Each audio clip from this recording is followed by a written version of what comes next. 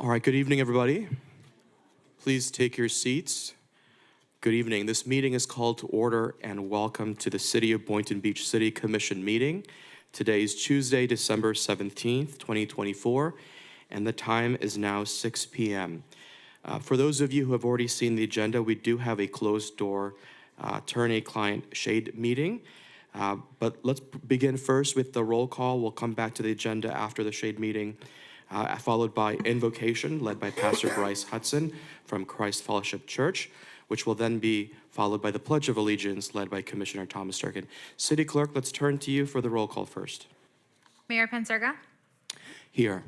Vice Mayor Kelly is absent. Commissioner Cruz? Here. Commissioner Hay? Here. Commissioner Turkin? Present. Mayor, you have a quorum. Thank you so much.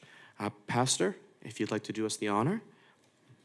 Let's all stand for the invocation and Pledge of Allegiance. Thank you. Let's bow our heads. Well, Father, we come before you in this season of celebration and a reminder that we have a greater hope. And in this season and even in this meeting tonight, we pray that we would look towards that hope as this commission, as this committee, as the agenda items that they speak of tonight, that ultimately it would honor you, that this would be a community that is a beacon of light and hope to all around, to know that you have done an amazing work through this council, Father, through this past year. And as we look back, we get to see all the amazing things that you've done, but believing what you will do through this community in the years to come. So we are honored to get to sit here tonight, to have life and breath, knowing that it's ultimately from you we have all of that. In your name we praise. Amen. I pledge allegiance To the flag of the United States of America and to the republic for which it stands, one nation, under God, indivisible, with liberty and justice for all.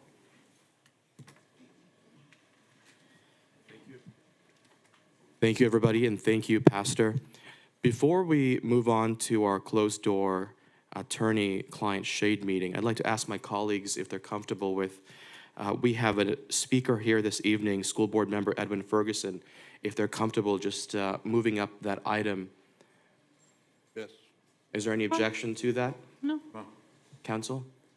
Okay. I'm just wondering how long you think it'll be, only because we do have a court reporter waiting, so that, it's fine. It's not, Board member, you're okay with it? Okay, all right. Okay. So we do have a shade meeting thereafter, not a problem. All right, thank you. Go ahead, council, do read the notice. notice is hereby given that in accordance with section 286.011 subsection 8 Florida statutes, the City of Boynton Beach Commission will hold a closed attorney-client shade meeting on Tuesday, December 17th, 2024 at 6 p.m.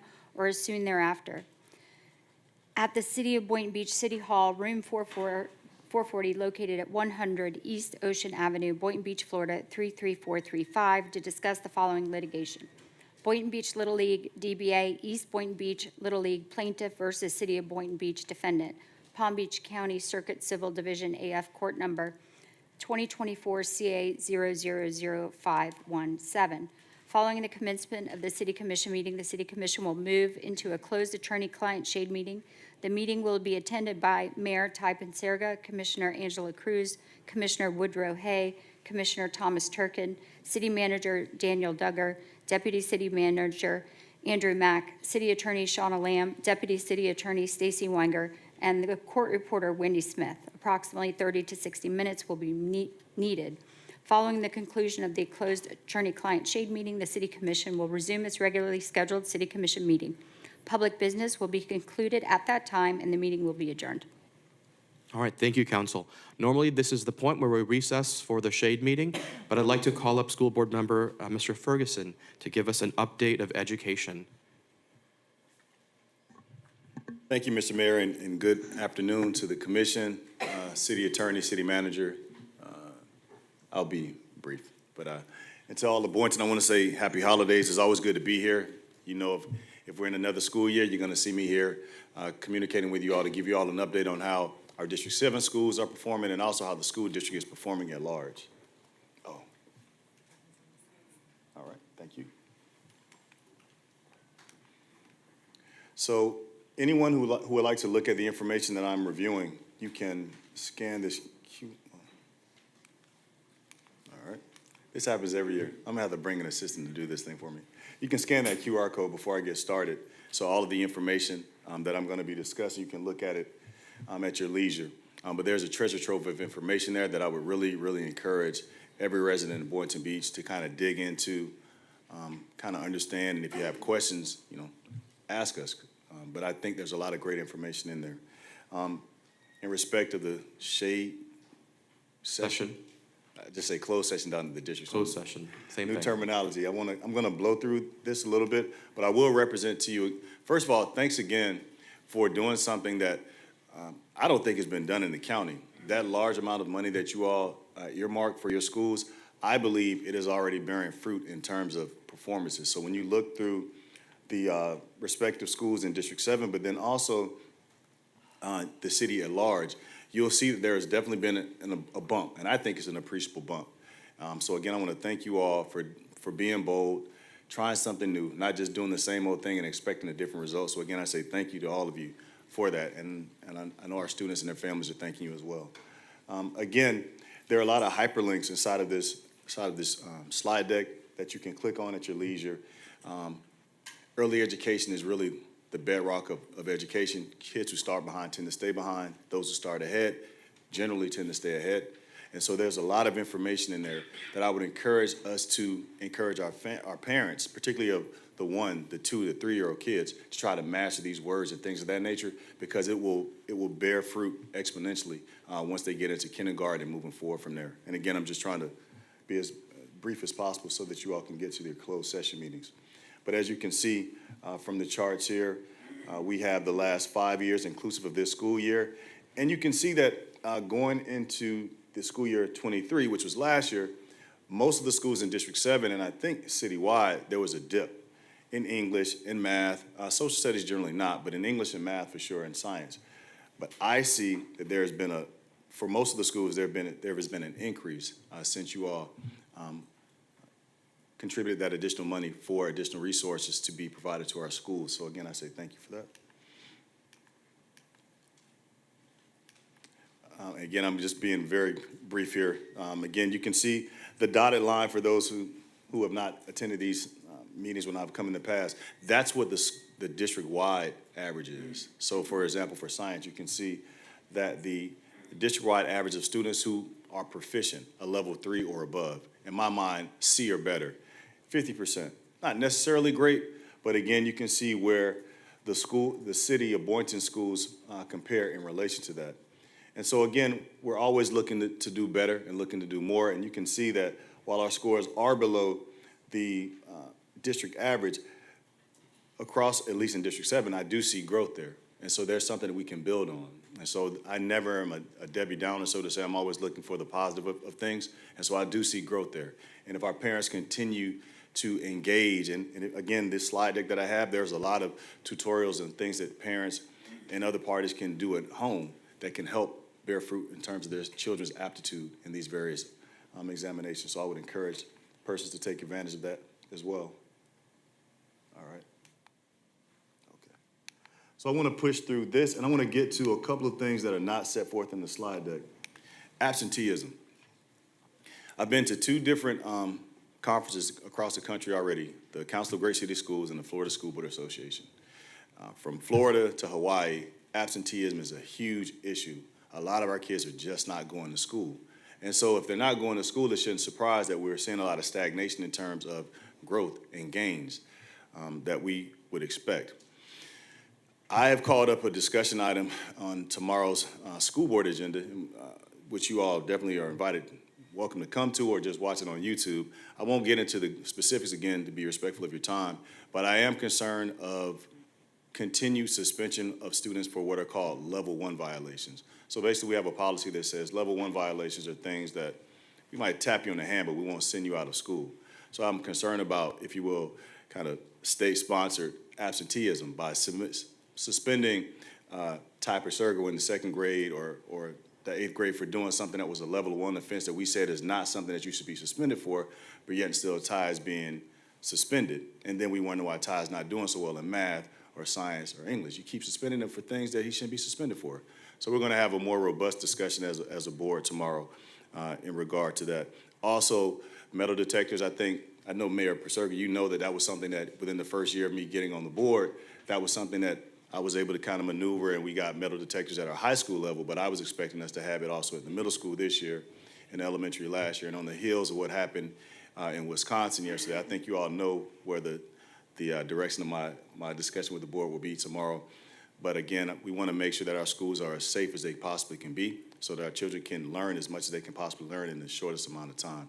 So those are three things that I'm concerned about for Boynton and for all of our cities here in Palm Beach County. But overall, I would say that the district is doing well. We were able to regain, whatever word you want to use, our A rating. You should have been down at 3300 Forest Hill. They were dancing through the halls when they realized that the district was back at an A again. And I'm happy for that. But I'm also concerned and most focused on proficiency levels. So I'm less concerned about a school, say Boynton High School, being an A-rated school, as opposed to how many of the children are actually proficient in English, science, and math, because that's what I, as an employer, am most concerned about. I don't really care what your school letter grade is. I want to know if you, Mr. Woodrow Hay, can write a complete sentence, or what are your interpersonal skills and things of that nature. So I would definitely encourage you all as partners. I consider you, Boynton Beach, to be a partner of the district. I do. We don't do this in a vacuum. So we definitely want and need your input and your involvement. But that's something that I'm very much focused on. So again, I'm going to stop now because I know you have more important business, but I'm happy to answer any questions that you all may have today. And if you think of something later, please email me. Let me speak to staff and try to get you an answer back as soon as possible. But thank you again for allowing me to make this very brief presentation. Thank you so much. Well, thank you so much, Board Member Mr. Ferguson. One of my key takeaways from your presentation is that Boynton's making a comeback in terms of the scores, which is always a good thing to hear. Yes. We still have a lot of work to do relative to the average of the district, but at least we're on the upswing. My first question is, what do you think is working well to make that upswing happen, right? So if there was a program or an initiative that we should double down on because it's working and it's serving our kids, what would that be? And my second question, to go back to your topic of I can't pronounce it, I'm sorry. Absenteeism. Yes, there we go. Yes. Is there anything that's really effective in reducing that? I'll take the second one first. Okay, sounds good. I'm not really sure. I'm not the subject matter expert of that. I know I've listened to Mr. Keith Oswald. He's one of the parties down at Forest Hill who's kind of in charge of kind of overseeing that and trying to limit it. Statutorily, the state is actually implementing laws whereby I think they actually are a tool, if you will, to ensure that kids go to school would be to actually put the parents in jail, which I feel like that's asinine. That makes no sense. And that would be very destabilizing for the child. Putting that way in the back, maybe just kick it out the back of the house. I think the main thing is maybe for us as adults, if we see a child who is not in school during normal school hours, if we feel comfortable, maybe trying to encourage them, hey, how are you? Is everything okay? Hey, what school do you attend? Kind of having that conversation with them, or better yet, if you know their parents, to encourage the parents, because that truly is the person or the persons that can help decrease the amount of absenteeism that we're seeing here in Palm Beach County, and specifically in Boynton. So speaking to the parents, the constituents out here, of the importance of, Johnny or Jane, it's going to be very difficult for them to hit their highest mark if they're not engaged in formal education. And your first question, Mr. Mayor, I'm sorry, was What's working to cause literacy. the upswing? Literacy. So when kids are very young, they learn to read, but ultimately after second or third grade, they must be able to read in order to learn. And so I know that all schools are always trying to have additional time with the child if they're in a deficit to get them to a level 3, a level 4, or level 5. When they get to that 4 or 5, that's really where I think they're in a strong position, a position of strength, so they understand what the lesson is as far as math or science or English. So what I have seen in my travels around Boynton and across the district is that we're seeing a greater we're seeing greater gains in terms of reading proficiency. And if you have more proficient readers in school, you'll see them perform better in their particular classes. What you just said right there just echoes with my experience. I'm a physics teacher, and I have students who, because they struggle with the reading, forget the math and the physics. They can't get there first because of the reading challenges. So I completely see that. Let me turn to my colleagues if they have any questions for Mr. Ferguson or comments. Anything for you? Thank you for your presentation. It's good to see you. All right. Thank you, Commissioner. Commissioner, Oh, hey, Thank you very much. Good to see you, sir. Commissioner Turkett? See you, Edwin. See you Always in a pleasure Tallahassee. having you here, man. Absolutely, absolutely. All right, thank you, sir. Thank you for having me. Absolutely. Merry Christmas, Happy New Year, everybody. See, I'm sure a few of you in Tallahassee next year. Merry Christmas. Thanks. So at this time, we're going to recess for a closed-door attorney-client shade meeting. Thank you so much, everybody, and we will resume in about 45 minutes, you said, Council? Council? About 45 Mayor. minutes? Half hour? Okay, sounds good.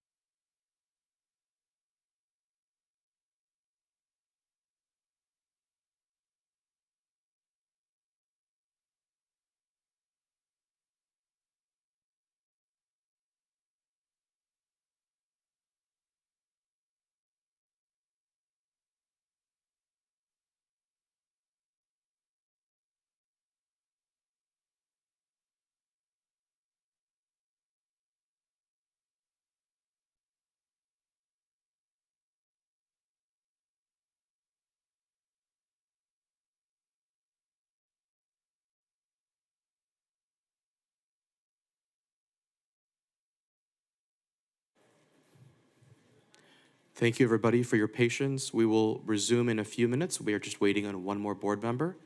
He'll be here momentarily.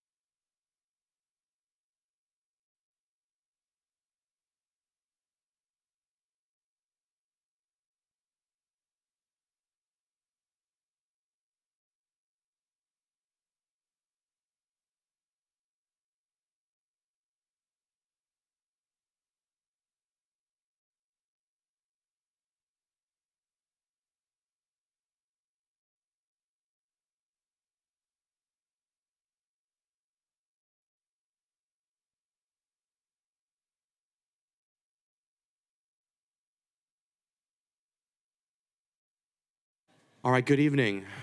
This meeting is called back to order. We have returned from our recess from the attorney-client shade meeting. We're now going to proceed with the rest of the agenda. The next portion of the agenda is agenda approval, additions, deletions, corrections. After our closed-door session, council has recommended an addition to our agenda. Council, I'll turn it to you. Okay, at this time, we will add 6H, which will be approve a sports provider facility use agreement between City of Boynton Beach and Boynton Beach Little League Incorporated for the use of Little League Park located at 300 West Woolbright Road, and authorize the mayor to execute the agreement in exchange for settlement of case number 2024 CA 00517 in the 15th Judicial Circuit in and for Palm Beach County, Florida. Staff recommends approval of the proposed resolution number R24-329. All right, thank you. Again, that is 6H. Any objections from my colleague? Let's go around the dais. If you have any other requests, additions, deletions, corrections, let's begin with you, Commissioner Turkin. Thank you, Mayor. No, I just want to add for future agenda item a discussion about rates for some of our recreational facilities.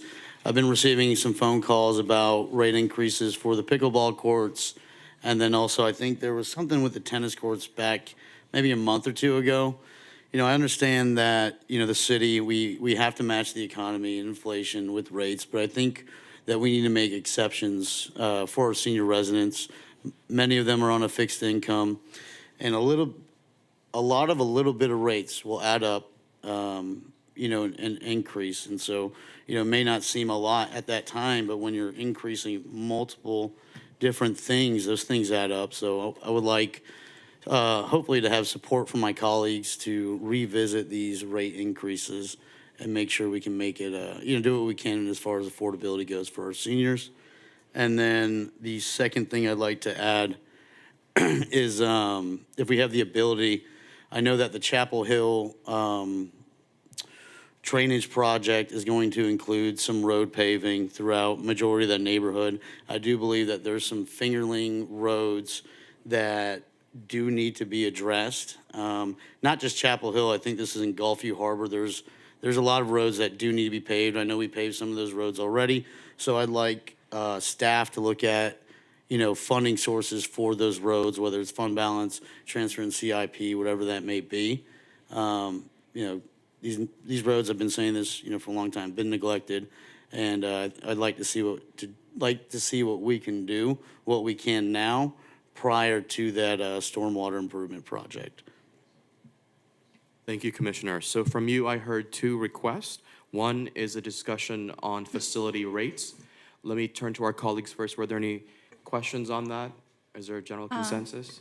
Commissioner Mayor? Cruz? Yes. Yes, actually, I was going to bring that up as well. I got several emails with regard to the pickleball fees increasing and the tennis court increase in fees as well. I was wondering if it's possible for us to briefly discuss that tonight as we know what the changes are. It could, if we don't have long discussion, it could take like 5-10 minutes, and we could make that change tonight if it's okay with my colleagues. I think that's even better, Commissioner Cruz. That has to be on the agenda. I'm sorry, if you're going to make a consensus, are you just going to do a consensus, or So are you the voting item on it? before us is a discussion on the rates. For that reason, council, I know that that needs to be formalized if there are any changes in the form of a resolution. So I don't think we could take final action this evening. But it could be discussed tonight, and then depending on the discussion, it would have to come back with a formalized resolution. Thank you, Mayor. Yes, Okay. the reason why I think it would be better to discuss that tonight, it's because the rates increase is going to affect January 1st, 2025, and I this is see. our last commission meeting before then. I see. For that Thank you so reason, I also share your sentiment. I will support you in your request for this discussion. We can have it tonight, and then we'll hear the data. Thank you, Mayor. Okay. For the second request from Commissioner Turkin regarding road paving in several parts of the communities that may not have already been included, I believe if staff could put together a presentation on that and have that ready, so this commission can have a discussion, if that is all right with my colleagues. City Manager? Yeah, I believe what the commissioner was asking is, I guess, for alternative funding means is what you want to bring back as far as like where we can get the funding to do the additional paving. I know Gulfview Harbor, which is in District 1, and you mentioned Chapel Hill, which is in District 3. Would you guys like us to bring back funding for each district as opposed to just two? So we've done a presentation in the past about the rated roads. You know, I know they're graded between, I think, A through F. Is it F? Okay. Right. And so, you know, what I'd like to look at is we understand, we know that these roads need to be paved.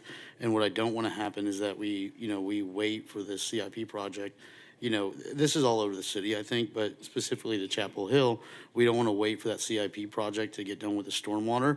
And then those roads that aren't repaved for that project don't get paved. And they're fell behind. So what I'd like is to look at, you know, what we can do to get those roads paved and what are our funding resources. Yeah, we'll make that part of the discussion. We'll look at the planning and design and the actual location of what roads will be paved based on the utility project that you're referencing in 25, 26. And then we'll bring back some alternative locations. And I'll speak with, I don't think Kevin's here tonight, is he? No, he's on vacation. Oh, he is here? Oh, Annalise here, okay. And we'll bring something back. I'll say this, I think it's important for us to make these kinds of changes during the budget season and plan ahead of time. I'm not opposed to having a discussion on it, but at the same time, I can tell you for my district, we did have about $1 million allocated to pave Gulfview Harbor, and from $1 million, we went down to about $450-something thousand, where there's still all of that money that should have been spent in my district that wasn't spent. And, you know, there are no current plans at this time to make that happen. I think, as you mentioned, it's important that we make sure we take care of all districts, you know, equitably. And yes, absolutely, there are concerns with the underground utility projects. So maybe we could continue to have conversations, maybe individually with staff, so we don't take forever, but also I'm open to having that conversation. But I want to make sure that it's something that's all around the city and not just in two neighborhoods of the city. Yeah, and that's why I said this is citywide. I don't, you know, I'm specific, so, you know, a lot of times you identify something and then you realize there's a larger problem, you know, with a larger scope. So I think, is that a mouse? So I think, you know, looking at this and then looking at the city as a whole is important. I mean, we know which roads need to be paved. So We've been through that. here's- We've had that presentation. Here's my recommendation, City Manager, if you could come back with just a brief update on the road paving projects across the city, and we can use that time to have a discussion of all these items that have been brought up here. What's left, how much money has already been spent, how much more would we need, what are some funding options to fill whatever needs are And left also the timeframe And for timeframes. any We utility can discuss projects all and when that we're expecting that to be during that time. completed. Yeah, we'll bring back also the utility projects. I know you got one in District 1, I believe District 3 has one also, which is a a fairly large utility project, and we'll bring back the locations. We'll take a look at things. All right, sounds good. All right, anything else? Moving on to Commissioner Hay, do you have any requests? Yes, I really would like to, along those same lines, to make sure that we don't have a citywide problem, is to have a discussion about our lift stations. Based on what has recently happened, as we all read in the paper. I think, potentially looking at this thing in 2027 is a long time. So let's look at what we can and cannot do and have that discussion to see where we are. All right, I see. Because, the same thing that happened to this one could happen. We need to just take a look at it and see what the years are behind these systems that could be breaking down at any time. And I've passed by that location several times myself, and I concur that it is offensive. So let's just talk about it and take a look at it. Thank you, Commissioner Hay. I see several head nods earlier when you were speaking, so there is consensus to have that discussion. Okay? Did you want to add anything else? Commissioner Hay, were you finished? No, I'm finished. Okay, thank you. Thank you. Commissioner Cruz? Thank you, Mayor. I have 2 items to add to today's agenda. Number 1, I'd like to add $500 of community support funds to Pathways to Prosperity, in addition to the $500 that I currently have in the agenda for community support funds. And the second request that I have is I would like to add to the meeting on January 7th, 2025, a moderate comp plan amendment related to rezoning, green space, traffic studies, and underground utility infrastructure as we consider rezoning within our districts. And then we'll be able to look at the maps and really figuring out that every commissioner in every district can really take the lead on what they want to see in their district. But there are things that, there might be opportunities for things to happen that might not be feasible in my district. So I just wanted to take that proactive approach to think ahead and to really look at the city as a whole with regard to rezoning and our comp plan. So I'd like to have that discussion on January 7th, 2025. So your 2 items is to add another $500 to your community support fund request to Pathways to Prosperity, and a discussion on the comp plan, the city's comprehensive plan. Yes, Mayor. Okay. Any objections to those 2 items? No. All right, we have a list of items that have been added, and again, today, we're going to have a brief discussion on the rates as we've discussed, but no final decision can be made just yet because of the process, the legal process required. May I have a motion to approve the agenda as amended? Move. We have a motion from Commissioner Cruz and a second from Commissioner Turkin. All those in favor of approving the agenda as amended, say aye. Aye. Aye. All right, motion passes unanimously. Let's turn to informational items by members of the City Commission. Commissioner Turkin, did you have any informational items? Yes, thank you, Mayor. I just want to give a big shout out to our events team, Gabby and everybody, for the drone show and the holiday tree lighting. That was amazing. I know the community loved it, and it really stuck out. Beautiful, beautiful thing. And I want to thank the police department as well as our Marine unit for keeping everyone safe during the holiday boat parade.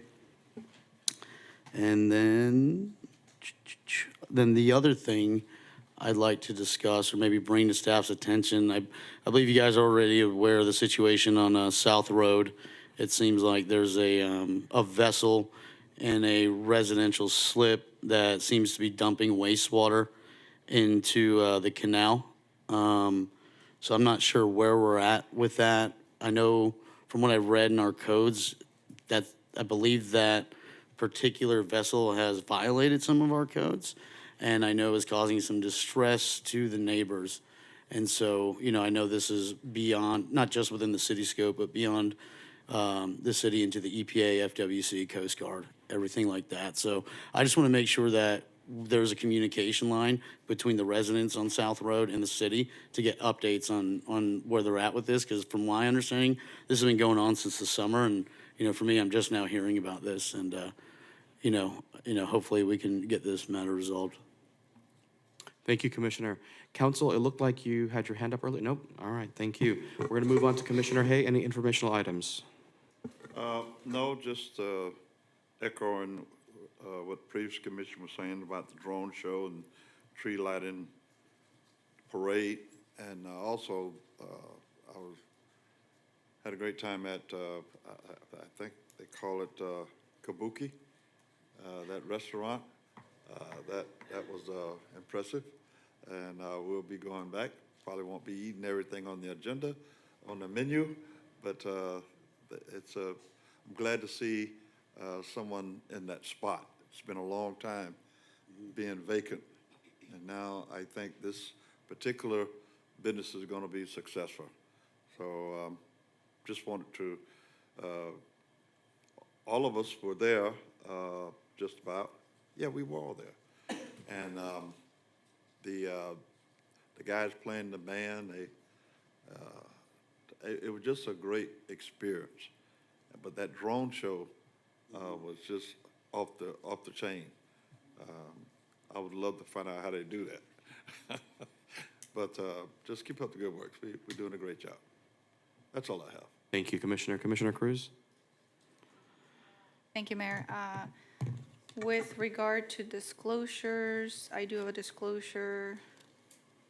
Hold on. For item 10A, I did speak to the applicant's legal counsel. And then for the walked-in item on the agenda for Little League, I had a conversation with Little League. I can't recall exactly the date, but it was maybe a while ago, maybe a month or more, where I did have a conversation with regard to the agreement. So just wanted to put those disclosures out there. And then I did want to give a moment to thank staff for all the work that they did during all of the holiday events. Every single one of them was extremely amazing, and I think that the holiday tree lighting is the best that we've ever had. So thank you all, and thank you to our first responders as well.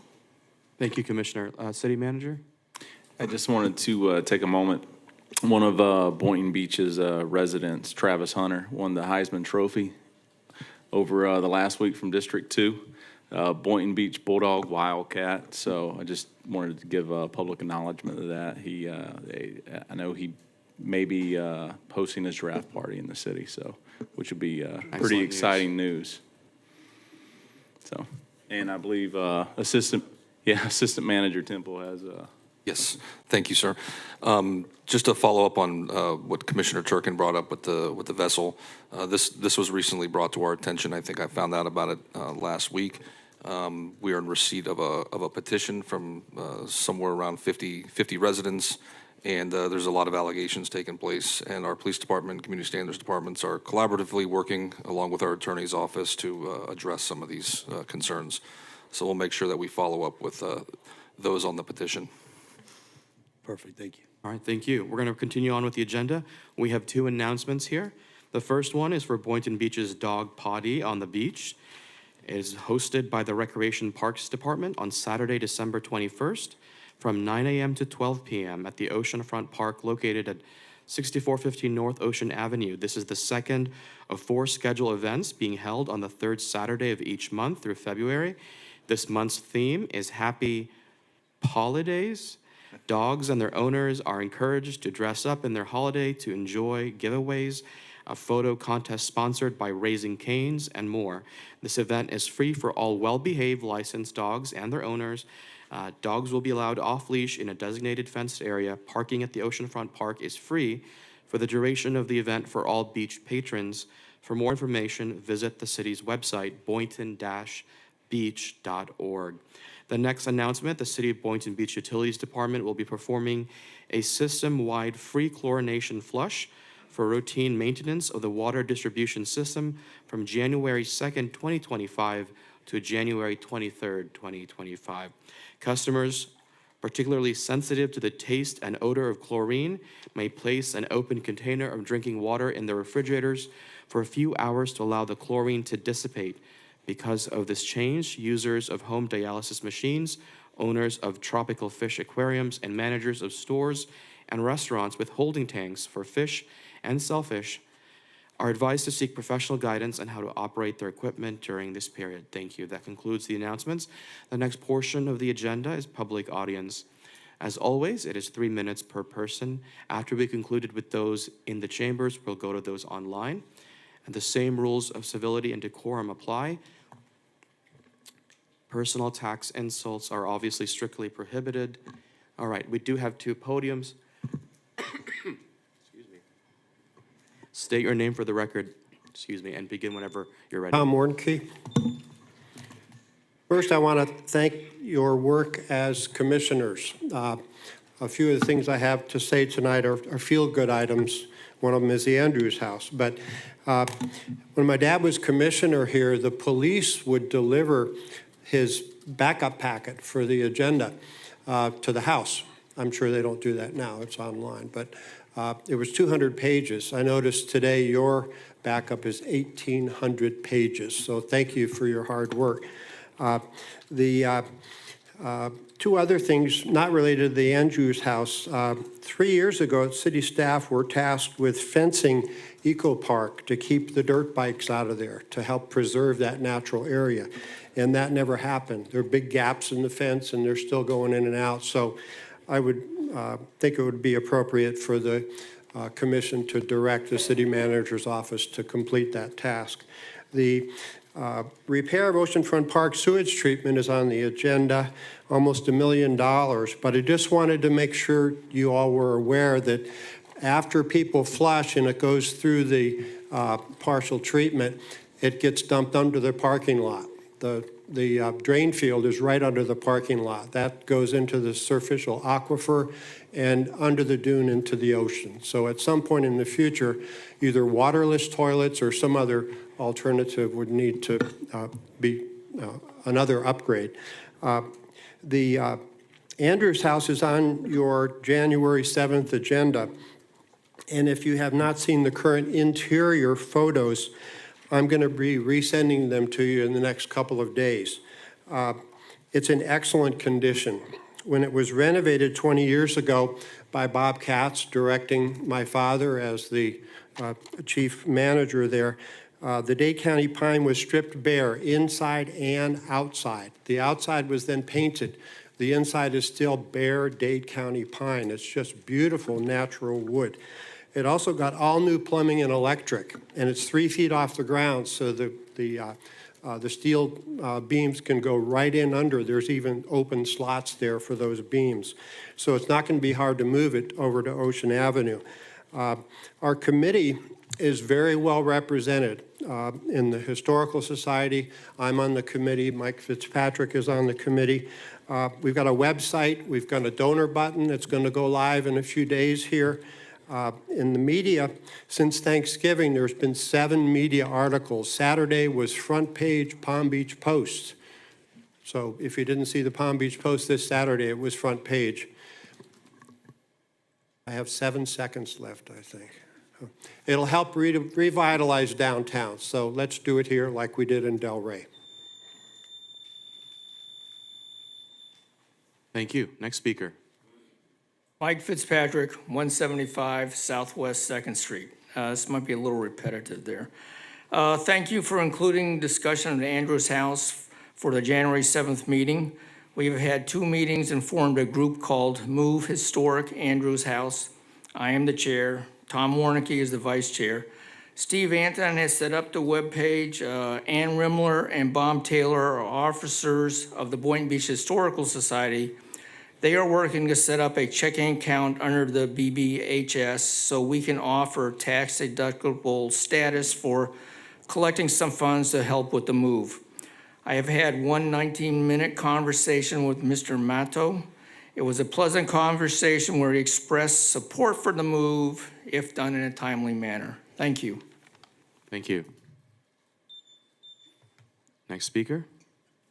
State your name for the record and begin when you're ready. Hello, my name is Charles Hunt, military retiree.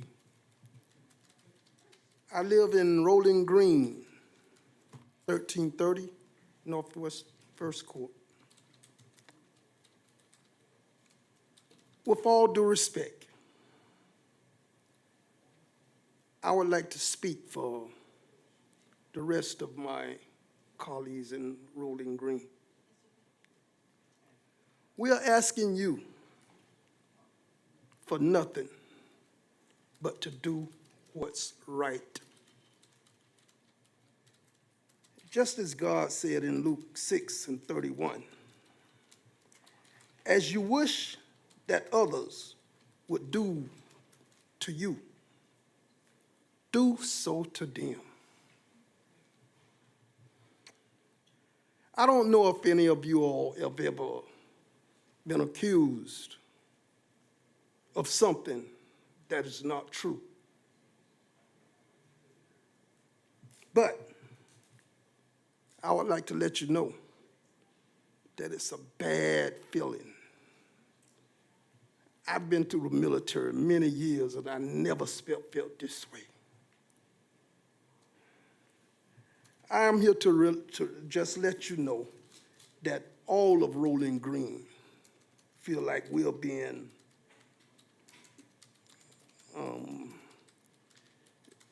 looked upon as different. We are asking you to undo those liens in the last 2 years, those ridiculous, unfair liens in the last 2 years against our homes. Boynton don't need our homes, and we feel strongly that you're trying to take them through scam. For example, I am still being charged $75 a day for having something on my carport other than a car. They sent the guy back through my home, my yard, and he taking pictures again. But please, do an investigation and undo these liens on our homes, we pray. Thank you. Next speaker. You may begin whenever you're ready. Hi, good evening all. Jessica Ferguson here with the East Boynton Beach Little League. I appreciate you guys taking the time to meet and have the meeting in regards to our agreement. I'm hoping that, you know, good vibes came out of that meeting, and we'll be getting some good feedback in regard to, or some good news that I would be able to then turn around and share in our board meeting on Thursday.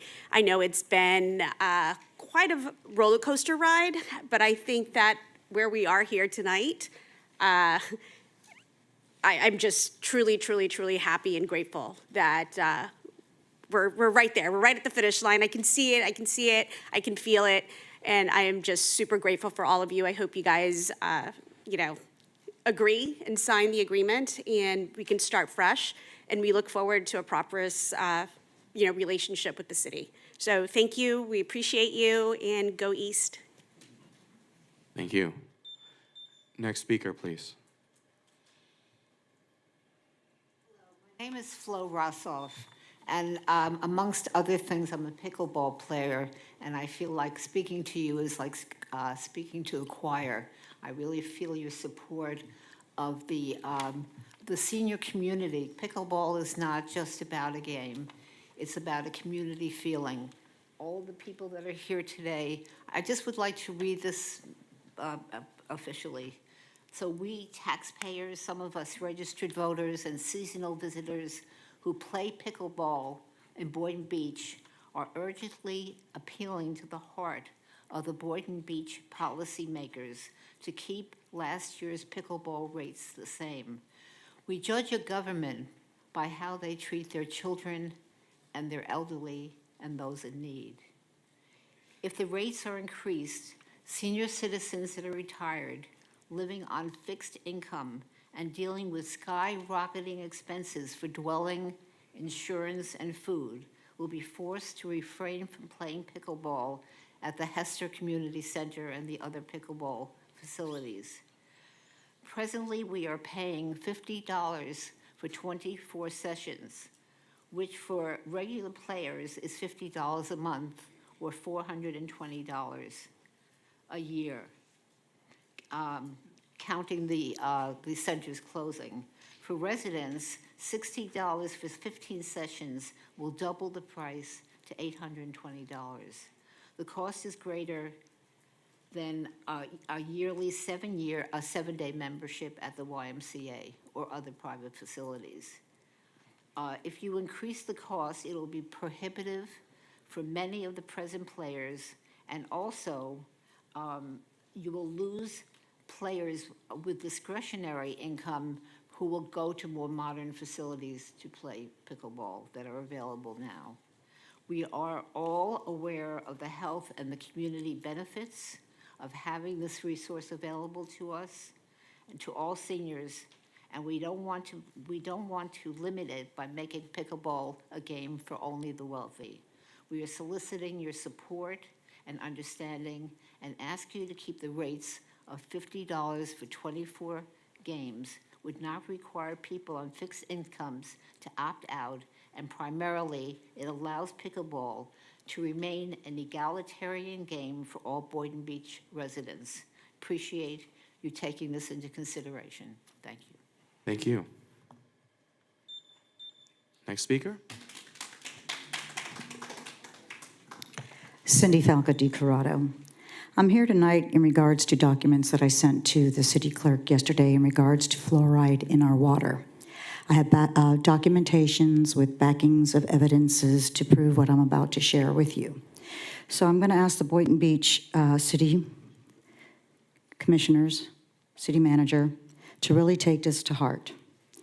Okay? So the fluoride that they're trying to put into our community, our drinking water specifically, there are 16 references in which I did share, and it is on the record, so you can take a look at that, through the State Surgeon, General Joseph Labapole, to discontinue fluoridization of community water, describing the adverse effects and the neurological toxicity. Some of these words are a little bit difficult for me, my tongue, of fluoride. Robert F. Kennedy Jr. has announced that he will be taking similar actions at the national level when confirmed as our Health and Human Services Secretary. We have been exposed to hazards daily in food, soil, water, air, and our electromagnetic atmosphere. Even when we choose not to be exposed, causing sickness, impairments, rashes on children, injuries, and early deaths. Adding fluoridation to our water lowers IQ in children, setting them up for a lifetime of health and other problems, weakens bones for the elderly. It is a known neurotoxin which adversely affects brain and health. Fluoride safely data sheets revealed it is to be harmful in many ways. City workers should not be exposed to this hazard, and our drinking water should no longer be used as involuntarily mouthwash. The City of Naples has recently changed their ordinances to end the fluoridization, which the City of Boynton Beach should adopt as well. Requiring fluoridization at our water treatment plants must cease immediately and permanently, which may be done simply with the Health Department's approval. Florida Statute 381.026, the Florida Patent Bill of Rights, and 859.01, poisoning of food and water, render legal liability to officers, fluoridating the water. So this is going to come with a price to pay for those who do this, because it is a crime. It's malpractice. As per Joseph Ladpole, and adding industrial waste neurotoxins, that is AKA rat poisoning, to our drinking water is criminal. Fluoride combined over time with arsenic, lead, pesticides, microwave radiation, other hazards, injures all people. Thus, we demand that this not be put in our waters in January. Also, I wanted to bring up what happened at 500 Oceans today. I heard there was a shooting, cops in full force. What's going on in Boynton Beach? Thank you. There's gunshots every day. Thank you so much. Please check into that. Thank you. Next speaker. State your name for the record and begin when you're ready. Hello, Court McQuire, 506 Whispering Pines. Thank you, Mayor, Commissioners, City Managers. I just came here to say thank you. The events have been spectacular over the last few weeks and more to come. I think that our events are better than our neighbors, so great job there. The tree lighting, I went with my wife and 3 girls. There was Mickey Mouse, there was ice skating. I've never seen that. Really just spectacular. The vendors were great. The show was great. The drone show, as you mentioned, I've never seen anything like that. The candlelight vigil I also attended. That was those that are affected by DUIs. That was very touching and moving. Beautiful event. There was dance. There was a choir. It was very calm, very peaceful, cool night. The boat parade, amazing. We also went to the toy giveaway. That was on Woolbright across from McDonald's. What a great turnout. Lots of excitement, lots of children. Wonderful. The parade, smash hit. I think it's the 51st. So great job on that. And I also attended the Kabuki grand opening as a member of the CRA Advisory Board. What a wonderful new addition. So thank you, staff, and thank you, members of the commission, and for all that you did. Thank you. Thank you. Next speaker. Hello, my name is Karen, and I live in the city. Oh, can you come closer to the mic, please? Either one's fine. Okay, my name is Karen, and I live in the city of Boynton. I'm also here to talk about the fluoridation in the water. I think it's about time that you guys stop this nonsense of trying to poison us with our food, our, water and everything else. And there's also another legislation that's coming up in Florida, and it's regarding putting these things in public places with the rainbow on our sidewalk. Once it goes through, I hope you guys pay to get that off of our street in the city. It doesn't belong here. It never did. So please, once the legislation goes through, get that stuff out of our city. We don't need it here. Thank you. Same with the fluoride. We don't need it. All right, I see no one else approaching the podium. Let me check online. And I see one person online. IT, can you confirm? Thumbs up. All right, Ms. Moore, go ahead. I will let you know when you have 30 seconds remaining on the clock. You may begin whenever you're ready and state your name for the record. Okay, good evening. I'm Luann Moore. I sent in a public comment letter for the meeting of November 19th that I would like to raise tonight. In light of the remanded legal status of the Federal Communications Human Exposure Guidelines for microwave radiation and the decision of the federal agencies to cease any further studies, I am again requesting review and update of the city's 2018 telecommunication ordinances and halts to residential and school deployments. The Federal Communications Commission has been unable to assure their approvals for wireless telecommunications safety since August 2021, when their guidelines were remanded by the court as inadequate based on a preponderance of evidence of harm. As of January of this year, the Food and Drug Administration has ended the studies they commissioned from the National Toxicology Program that have shown more evidence of harm.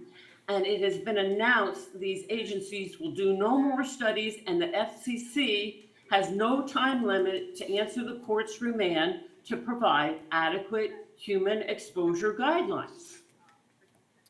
With these developments, many have been waiting for the rollback of 5G, while industry went on with 6G as wireless body area networks and 7G with optical networks and satellites, without any kind of national, state, or local response for the protection of life and property. No rollback, no FCC response to the court's remand. It has become all too apparent that the FCC will not timely answer the court's remand where they have no time limit, thus pulling the rug out from under local authorities for assuring the safety of wireless telecommunications and facilities. Over the last 5 years, I have experienced numerous problems with the city management on matters of improper permitting, improper responses to records requests, and failure to keep current ordinances and enforce them to fulfill fiduciary responsibilities for the health and safety of the public. I've been making records requests for wireless 30 seconds. telecommunications facilities permitted in the city of Boynton Beach since 2020 and filing complaints with the Federal Communications Committee and local authorities for that long. I repeatedly requested the city's 2018 ordinance be revised to stay up to date in compliance with technological, health, safety, and environmental and legal developments. Yet these outdated ordinances remain in place, allowing residents to abuses of a wireless All right, thank you so much. telecommunications at the Your time Wild is up. West. Thank you for your comments. With that being the last person, public audience is now closed. We're going to go on to administrative. There's two quick items under administrative. The first one is a request from Commissioner Cruz to allocate, currently in the agenda, there's $500, but earlier today, the request that was approved was to increase another $500. Is that correct, Commissioner? So that's $1,000 to be appropriated to P2P, Pathways to Prosperity. So it's going to be 500 to the Heart of Boynton and 500 to Pathways to Thank you for Prosperity. that correction. So it's 500 and 500 Correct. for the two organizations. All right, may I have a motion to approve said request? Motion to approve. All right, we have a motion and a second. Second. All those in favor of approving her request, say aye. Aye. Aye. Motion passes unanimously. The next request here is from Commissioner Turkin, yes, for $1,150 to the Boynton Women's Club. May I have a motion to approve that request? Motion to approve. We have a motion and a second from Commissioner Cruz. All those in favor of the motion, say aye. Aye. Aye. Motion passes unanimously. With that, 5A is completed. The next item is 5B. This is the 2025 City Commission calendar of meetings. City Manager, do you want to introduce this item? Yes, Mayor. What we're doing is over the next year or so of commission meetings, you guys typically are scheduled to take 4 city trips and 2 CRA sponsored trips. The Clerk of Courts, Maylee Diazuz, is here. She's going to actually speak as far as the scheduling of those. We had a brief conversation on Wednesday and on the agenda review where we got through a lot of the scheduling aspects, and I believe what the consensus was during that review is we're going to go all the way up to the summer months around June, and then we're going to revisit scheduling some of those. Maylee, do you have the what we discussed as far as the rescheduling of some of those so we can briefly mention them?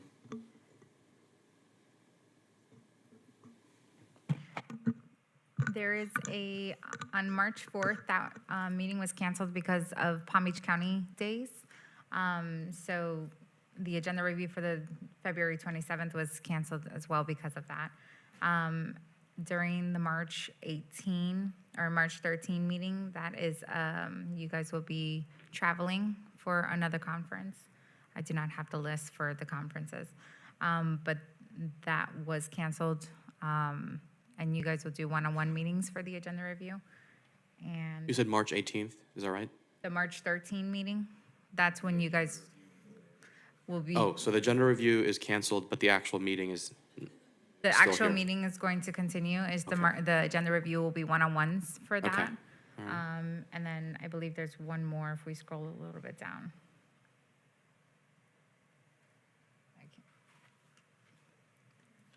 IT, can you scroll a little bit down? Yeah, August 14, that's the same, there's I believe that's the Florida League of Cities Conference, and there's a conflict with the August 14 meeting, and so you guys will be doing one-on-ones for that meeting. And then after that, there are a couple more conflicts, but we will revisit that during the summertime.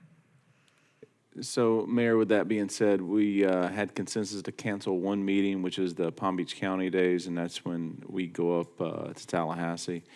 And then to do one-on-ones for the other 2 agenda review meetings. So there was only essentially one meeting that we're requesting being canceled. Okay, sounds good. I have no major objections. My only area of concern, but if my colleagues have no issue with it, then I don't either. The January 7th meeting, typically, early January is still within the holiday period where families are traveling. But if you guys will be here, then I'll be here as well. I just wanted to make sure all of you were okay with that, including staff. Will you be here? Because the agenda review is on the 2nd of January, right? So, Correct. I'm going to be here. I'm not going to, I don't know, Andrew, do you have any vacation schedule? We'll both be here. okay. So. Council, you're okay with that as well? Fine. All right. Sounds good. With that, may I have a formal motion to approve these calendar of meeting So dates moved. for 2025? We have a motion. We have a second. Yes, Council? Maylee, Commissioner Turkin stepped away for a minute. Okay. We have a motion to approve the 2025 City Commission calendar of meeting dates. We have a motion and a second. All those in favor, say aye. Aye. Aye. All right, motion passes unanimously. Thank you so much. Moving on to consent agenda, are there any items under consent that my colleagues would like to pull? Please remember that we added item 6H from our discussion earlier on. Any requests? Hearing none, may I have a motion to approve the entirety of consent agenda? So move. We have a motion from Second. Commissioner Hay and a second from Commissioner Cruz. All those in favor of approving the entirety of consent agenda, say aye. Aye. Aye. Aye. All right, motion passes unanimously. Thank you. Moving on to the next portion, consent bids and purchases over $100,000. Anything my colleagues would like to pull under this section? Hearing none, may I have a motion to approve? So moved. Second. We have a motion from Commissioner Cruz, second from Commissioner Hay. All those in favor of approving the entirety of Section 7 consent bids and purchases over $100,000, say aye. Aye. Aye. Any objections? Motion passes unanimously. That brings us to public hearing. So let's begin now to public hearing. I know council just stepped out. Maylee, let me turn to you to read the ordinance title. And there are 3 related items here under public hearing. Yeah, I'll go ahead and read the ordinances. The first one's going to be proposed ordinance number 24-024, first reading, an ordinance of the City Commission of the City of Boynton Beach, Florida, amending ordinance number 89-38 by amending the future land use map of the City of Boynton Beach, Florida, for an approximately 2.97 acre parcel of real property generally located north of the C. Stanley Weaver Canal on the west side of North Seacrest Boulevard, Boynton Beach, Florida, by changing the land use classification from low-density residential and recreational to local retail commercial, declaring the proposed amendment to the future land use map to be consistent with all other elements of the comprehensive plan of the city, providing for severability, conflicts, and providing for an effective date. All right, thank you for reading that into the record, and then we'll proceed with the swearing in and the remainder of the process. Okay. Proposed ordinance, and there's also a second one, proposed ordinance number 24-025, first reading, an ordinance of the City Commission of the City of Boynton Beach, Florida, amending ordinance number 02-013 to rezone an approximately 2.97 acre parcel of real property generally located north of the C. Stanley Weaver Canal on the west side of North Seacrest Boulevard, Boynton Beach, Florida, from single-family residential to planned commercial development, declaring the proposed amendment to be consistent with the comprehensive plan of the city, providing for severability, conflicts, and providing for an effective date. Okay, we're gonna go ahead and do the swearing in. You wanna speak? We can do that now, or we can do our disclosures first, whichever the commission prefers. They're already standing, just go ahead. One way or another, it's getting done. Anybody here to speak in regards to any items for public hearing, please raise your right hand. Do you swear to tell the truth, the whole truth, and nothing but the truth? Yes. Okay.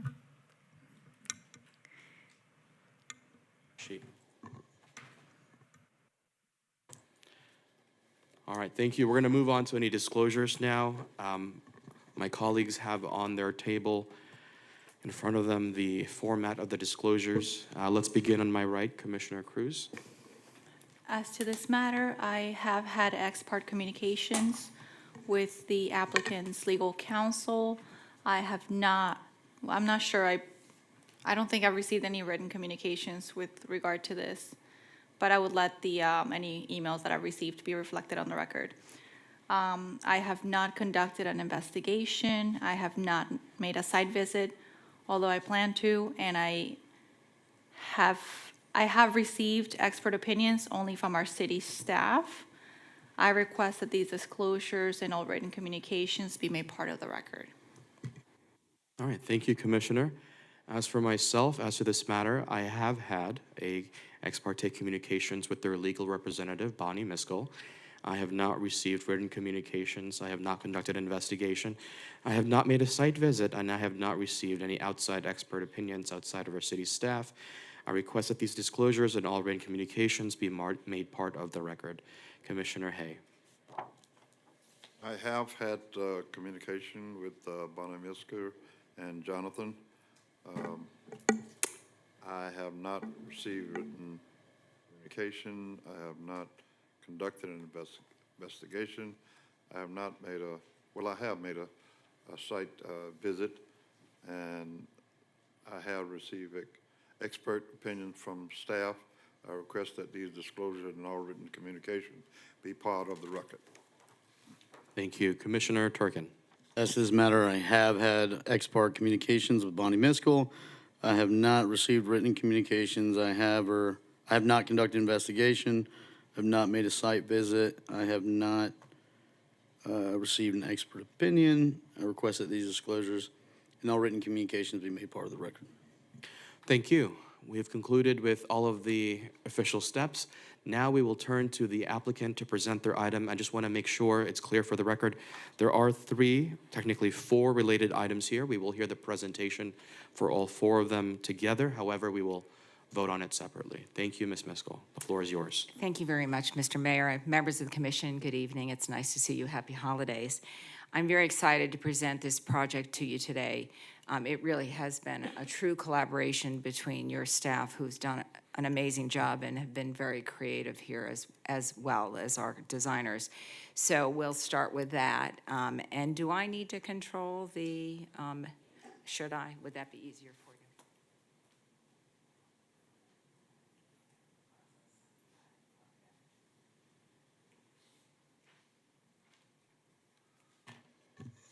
Okay, I did it right, great. This property is located at 1390 North Seacrest Boulevard. It's north of the Boynton Canal on the west side of Seacrest. This property was it's 2.97 acres. It was originally owned by the Bible Church of God across the street. The pastor is here this evening and happy to answer any questions that you may have as well. We'll keep going here. So these are different perspectives of the site. It is vacant. It's been vacant for a very long time. And, you know, I'm going to look at this because I can't see that far. But the upper left-hand corner is a view from the northwest looking south. As you can see, it's vacant on the west side, and it's across the canal from the Carol Sims Park as well as some other buildings. Upper right-hand corner, it's a view from the northeast looking west. Lower left-hand corner of the page, a view from the southwest, and then on the right side, a view from the southeast. Okay. So we have four applications today, as you are well aware. The first one being a future land use map amendment from LDR low density, 7.5 dwelling units per acre to local retail commercial LRC. Second application and a corresponding application is a rezoning from R1A, single family residential, to PCD, planned commercial development. A third application is the master plan requirement associated with a PCD, master plan approval for an 89 dwelling unit multifamily residential development with 100% of the housing being workforce housing in accordance with the Live Local Act. The zoning that this is being analyzed against is the MU2 zoning district, or the application is being reviewed against the MU2. And then lastly, a variance to allow a minimum lot area of 2.97 acres in lieu of the 3-acre minimum lot area required for a PCD master plan zoning district. By the way, that means we're asking for a very, very, very minor request, a 0.03 difference. And the pictures on the right-hand side show you the upper picture is the LRC land use designation, and the lower is the PCD zoning, and that would be what is proposed this evening. So this, by the way, I know there is, I know you've observed a sense that this is not the typical applications that you might see, given that we are applying here the Live Local Act ultimately. However, and when I spoke before about a creative approach, again, it is 100% workforce housing. Workforce housing is something that you just don't see enough of in South Florida with the real estate costs. But this was the way to do it, applying the Live Local, yet coming to you with a commercial underlying land use and zoning request.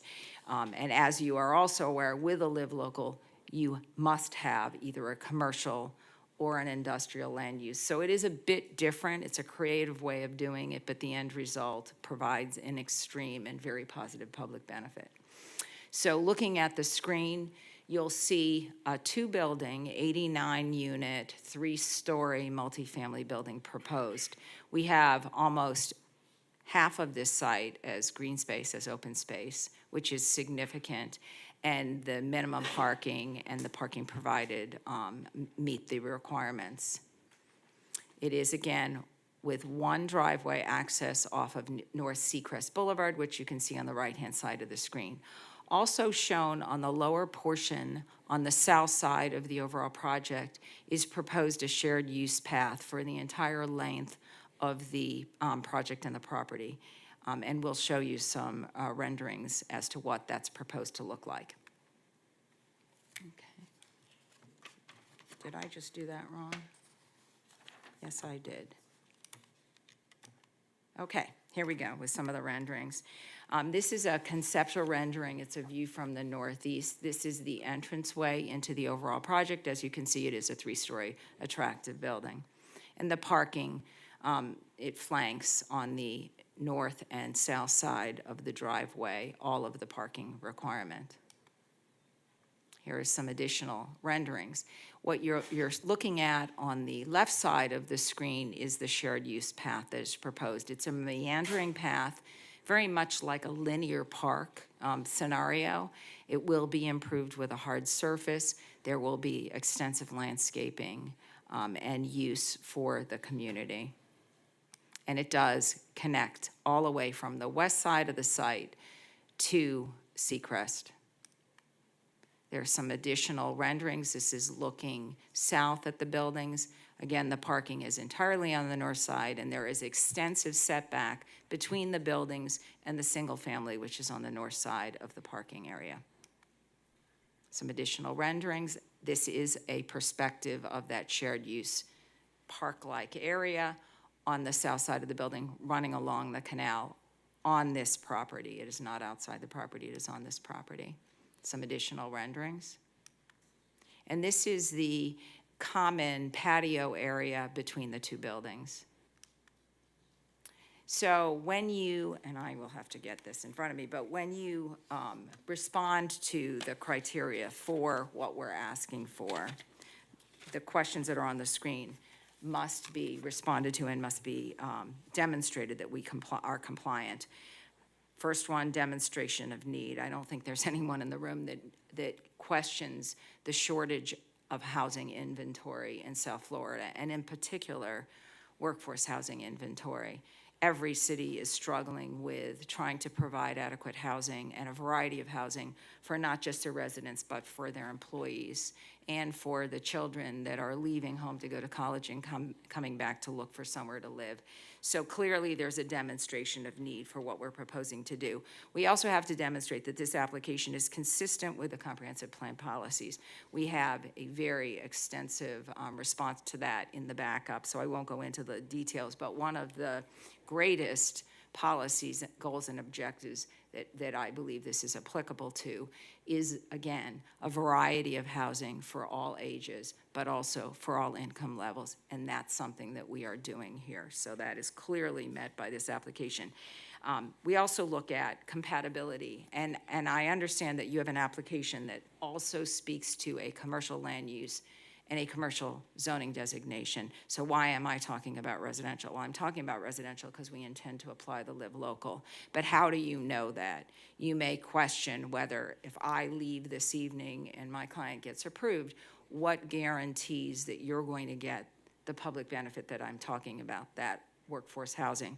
And so what we intend to do, and will provide the city prior to second reading, is a deed restriction that will do a few things. It will proffer a guarantee that this project will be 100% workforce, number one. Number two, that it will be 89 units and no more. Whether we could fit more or not, it will be a maximum of 89 units, and it will be no more than 3 stories tall. We do that for a few reasons. One, to assure you that we're going to deliver what we promise, most importantly. But secondly, this acquisition was part of the church across the street. And the church across the street has parishioners that live all around this property. And so it was just as important for my client to satisfy them as it is to satisfy you, because we wanted not just to be consistent and compatible with the area, but to be a good neighbor with the group who happened to have been our seller.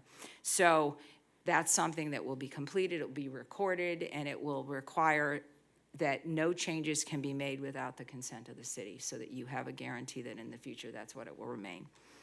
So continuing on, we had to address orderly growth, which we think we are addressing. Location efficiency, we have located the buildings further south from the single family to create an adequate buffer between the multifamily use and the single family uses to the north of that. Availability of public services and infrastructure, your staff has analyzed that in great detail, and we are fully compliant. Economic development impact, this site has been vacant for a very, very long time. It is a long, narrow site. It makes it very difficult for any other development that isn't somewhat organized in the way that a multifamily building would be. It's an appropriate use given that site. And then we're not affecting any heavy commercial or industrial land supply, because right now it isn't designated that, so we are not depleting your supply.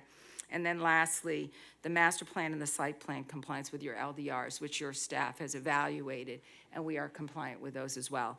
The only thing that we are not completely compliant with is the 3-acre minimum for a master plan. We are 2.97.03 off. So otherwise, this meet or exceeds your code. As I mentioned, we have an extensive amount of open space here that is well beyond not just expectations, but any code requirements. And I think I won't go into detail over the variance criteria, but it is a unique and peculiar parcel, and that's why anyone that would try to develop this site would be challenged by one code section or another, because of the length of the parcel and its depth, and that you would be required to serve the entire length with adequate streets, sidewalks, green space, and setbacks. So it is a very challenged piece of property, and we've managed to make a very efficient use of it. Your staff recommendation is approval. I would like to commend your staff. I've had the privilege of working with this group for many, many years, and they are perhaps one of the most creative groups of planners I've ever worked with. And I'm very proud to present this project.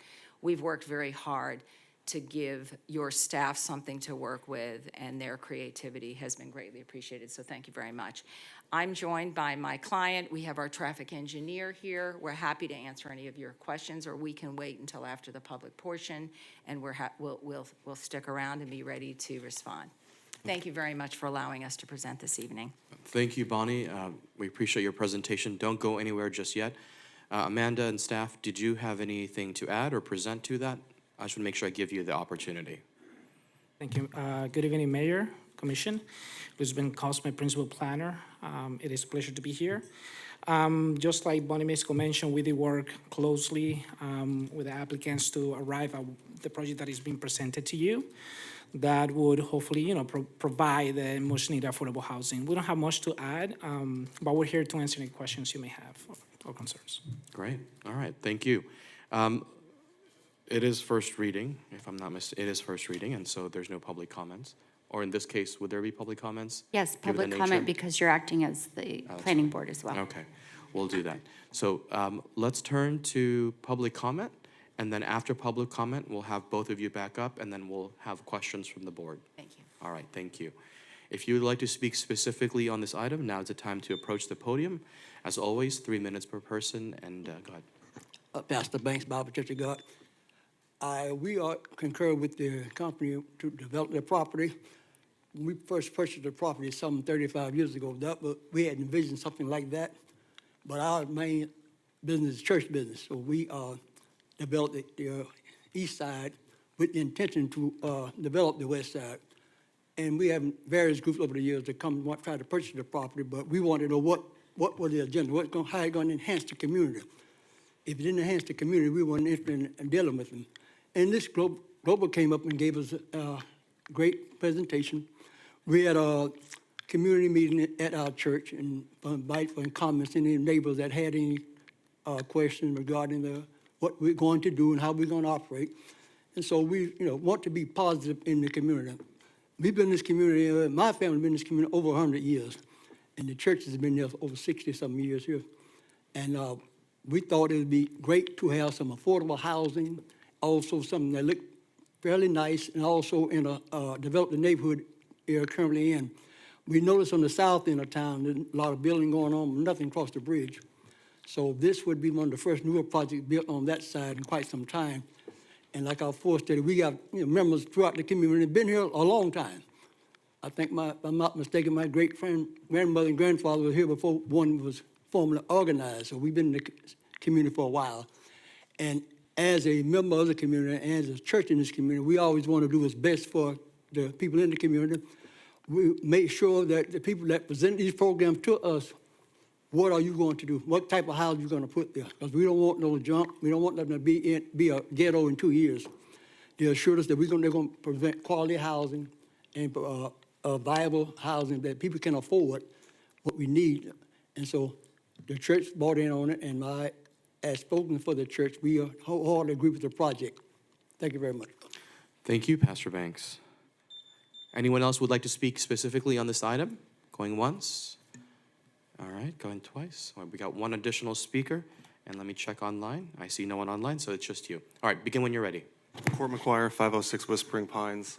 I came here to sort of listen to this presentation, and I think initially I was thinking single family going to like or higher density, but I mean, after I saw the presentation and what was offered, I think as a member of the community, former member of Planning and Development and on the CRA Advisory Board, I think it'd be a nice addition to the community. Affordable housing is needed, and the project looks nice. So I just wanted to make that comment. Thank you.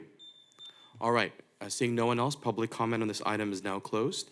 At this time, I'd like to call up the applicant as well as staff for any questions that my colleagues may have. And before you begin, Commissioner Cruz, let me just say, because Pastor Banks just spoke, Pastor Banks, let me say this. I think workforce and affordable housing is truly a commendable use of church property. And I'm not sure if you realize, but you are taking a leadership role here, because throughout the county, in our great search for properties to build workforce and affordable housing, churches across the county are key to that. So thank you for stepping up, because this is going to be the example that everyone else is watching. So thank you, sir. Thank you, sir. Commissioner Cruz. Thank you for your presentation. I've had multiple conversations and questions with staff as well as the applicant. And I think some of those questions have been already answered by you, but I just wanted to, I have a list, so I'm just gonna go through it real quick.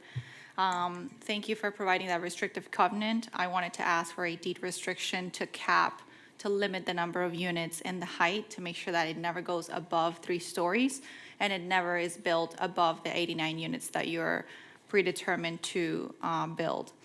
I had a couple of thoughts and questions as we're talking about rezoning, And one of those questions is, would this rezoning conflict with adjacent properties or existing neighborhood characteristics? Sorry. We don't believe so, particularly by design, it does not. But typically, multifamily is a good transition between single-family and other uses, whether they're institutional or beyond that, commercial. So we think it is appropriate, and we designed it, and your staff really pushed us to make sure we designed it in a way that created significant space between the multifamily use and the single-family use. And one other thing that I'd like to add, and Pastor Banks referenced it at one point, we went to a community meeting at their request, really, very early on in the process. And we had the privilege, I wasn't at the meeting, but from what I've been told, we had the privilege of meeting a number of the neighbors. And we feel that our design did address their interests and their concern, hence why we're so proud of it. It really was a collaboration.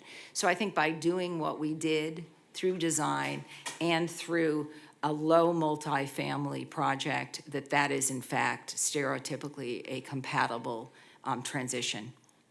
Thank you. And then the next Commissioner Cruz, it looked like Amanda was about to jump in as well. You have more? Okay. I can also just add that from a regulatory standpoint, one of the things we do when we're reviewing Live Local projects is we review them against the regulations of the intensity of the project. So this was reviewed against Mixed Use 2, which is what we do within the heart of Boynton for some of the affordable housing that has been built there recently. And that is, it's been precedented in that group, that we do have single family against the zoning regulations that this project has been reviewed against. Thank you for that, Amanda.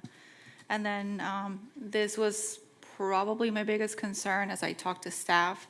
And it was, can our existing infrastructure, roads, water, sewage, utilities support the proposed zoning change? All of those have been, again, Bonnie Miskell here on behalf of the applicant, all of those have been evaluated. Through our expert testimony and reports to your staff, and they have looked at them. I do have, everyone talks about traffic because it's the one that we notice most. Oh, I'll get there. We'll Okay. get there. We're ready. Thank you. Okay. Perfect. So we have the deed restriction. How many 1, 2, and 3 bedrooms? Okay, let me pull up my list. We have 34 one-bedrooms, which really are comprised of some one-bedroom and some one-bedroom and a den, but total 34.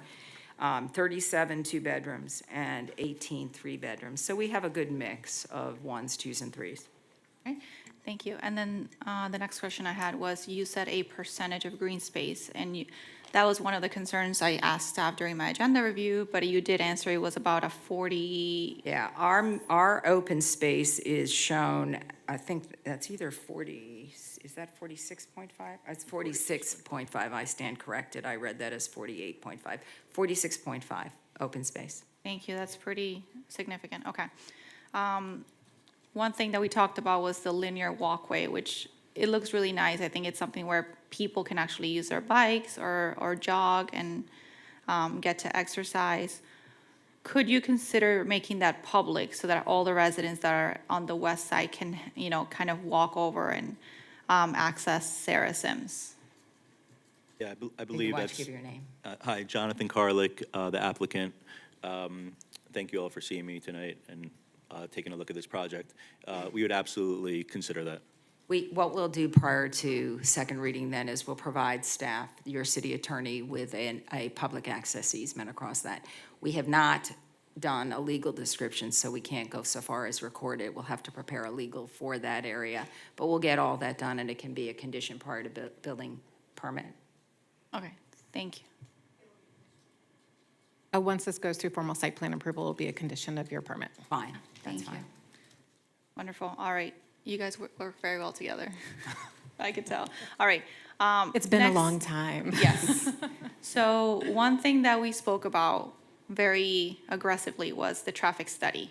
I always have concerns as we have new development of what it's going to do to our roads, how many more people are going to be, driving out in the morning, driving in the evening, and affecting the current neighborhood that we have. So do we have a current traffic study for this site? We do, and we have Adam Kerr here to explain it since That's his job. Good evening, Adam Kerr with Kimley Horn and Associates. Yes, we did 3 separate traffic studies, one to support the land use study, one to the rezoning, as well as the site plan. And those traffic studies have been reviewed by staff as well as by Palm Beach County, who has issued their approval letter of those traffic studies. So Palm Beach County approved the traffic study that you submitted? Correct. Okay. I would personally, just because I'm on the TPA, I'm interested in that stuff, I would like to delve into that with Amanda if I can. So if you guys can share a copy of the traffic study for me to discuss with our staff. And by the way, if it's helpful at all, Mr. Kerr can be available for that meeting if you two wish for him to attend. Thank you. All right, I was gonna ask you to have a community input meeting, but you already had one, so you've checked that box. Do we have planned electric vehicle charging stations for this? So they were not planned, but, Jonathan and I have talked about that, and I think you're committing to, 10 EV-ready spaces, and typically, we'll sign a deal with the company that will install them and track them, and if they get to above 90% usage, they'll start to install more. So Wonderful. So we'll start with at least 1 or 2 EV stations, but there will be space for 10. Wait, so you'll start with 1 or 2, or you're gonna Well, put 10? well, so they're gonna- different. Yeah, so they're So- gonna, the infrastructure is gonna be there for 10. Okay. Okay, so they install 1 or 2 at first, when the building opens, and then they monitor it to see if there's no usage, which it's possible, they don't install anymore. But if there's high usage, they start to install more and more until they feel comfortable. Can you commit to putting at least 2? Because the way I've seen it, it's like each electric vehicle station has 2 vehicles that can be charged at a time. So we put a minimum of 2, it would be 4 vehicles. That would be, I mean, we do have a 98 units in the I can commit to development. that. Commissioner Cruz, just to clarify, this does still need to go through site plan approval, and EV charging stations are required at a rate of at least 2 per 50 parking spaces. So those at least, what is required by code will be required at site plan approval, your commitment to do more infrastructure ready. Although state law may have changed. You're right, it did recently. So I However, value your commitment. However, we will absolutely be working with you at site plan to make sure. Thank you. Okay. Okay, thank you. And I'll tell you, because I have seen people almost physically fighting for for electric vehicle charging stations. And I've seen it at our dog park, I've seen it at 500 Ocean, I've seen it everywhere. And I think that if we're gonna be building, I think that's something that we should definitely keep in mind. And I have a Tesla, and that was me this morning fighting for a charger. Yep, thank you. All right, and we've discussed this as well, but I wanted to make sure that we had enough parking in itself for all the units that are gonna be there, so the parking that you're gonna be providing meets code. So I believe it meets the live local provisions of code. Is that correct, Amanda? I don't want to say this wrongly. Yeah, so the Live Local does allow for some flexibility when it does come to parking. They did provide a parking analysis as part of this review. And again, the details of exactly what parking will be provided will be part of the site plan submittal. I think it's But 100. we do have 154 Yes. that are shown on the plan that I showed you. So that will be the minimum. Since it is posted within the master plan, we're going to review based on all the minimum requirements that have been integrated into the master plan. So as we go through site plan and refine the site plan further, if we can get more on there, staff will advocate for it. I If would not, definitely we will encourage more have. parking. Thank you. Absolutely. All right, and then the last thing, with regard to my questions is setbacks. I know you talked about it, and you guys are providing setbacks, but I wanted to make sure that the apartments that are gonna be obviously 3 stories are not infringing on the privacy of the, the 1-story, single-family homes. So I wanted to see if we could, make sure that we find a way to enhance privacy and provide a hedge buffer. I don't know if this is something that's already been provided. If I may, yeah, like Amanda said, at time of site planning, we would require the project to have a landscape buffer, very dense landscape buffer along the west side and north side. And the applicant, well, the master plan shows good enough That's high space. enough to protect yeah, the privacy of the Yeah. single-family homes in the area. Yeah, we can require possibly multiple layers and in between the trees, yeah. And just to give you a sense of the distance between the north property line and the building, I'm showing on our data sheet, and again, it is a site plan, and that these may fluctuate slightly, but I think it's about 124 feet that the building face is from the northern property limits. So it's a significant distance. But all of that will be contained through the site plan. You'll get to see it again. Thank you so much. And then the positive note that I had on here was affordable housing. 100% of the units that are being provided here are affordable housing, which I know the entire county lacks it and our city lacks it as well. So I see that that's the benefit to the new site.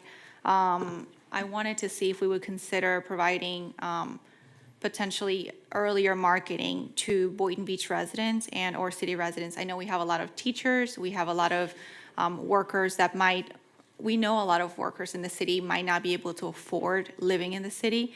So if we could market that to our local residents as well as potentially, teachers and government workers, that would be something that I would appreciate. Absolutely. It's been done before. We'll follow the same practices that you've used with other developers that have given the city an opportunity to send their employees over or advertise to friends and family of the city. That's fine. That's all I have. Thank you. Thank you, Commissioner. Commissioner Hay, your turn. I want to thank Commissioner Cruz for asking those questions, because those a lot of ones I just crossed them off my list as you were discussing. But we've had a discussion, Bonnie and Jonathan, about this, and I really appreciate your response to the question that I was asking. I thought one time of delaying this so we have a full council to discuss this, because this is long term, and this is good stuff here, and we want to make sure that everybody has an opportunity to have their input. Since then, I've heard enough from Amanda and staff and from you guys to move forward, and the community is ready to move. They're ready to see some shovels in the ground. But I would like to say that I'm very happy about the 100% affordable housing. That's something that we really do need, and this was somewhat an interesting project because the approach was entirely different from anything that I've seen before in terms of how we approached it, and that was explained by staff, and I understand better now why that is. And the deed restriction, I go along with that 100%. I would like to ask if, and that's probably legal, but I think I know the answer, but I'll ask it anyway. If for some reason the ownership of that property changed hand, is the deed restriction still intact?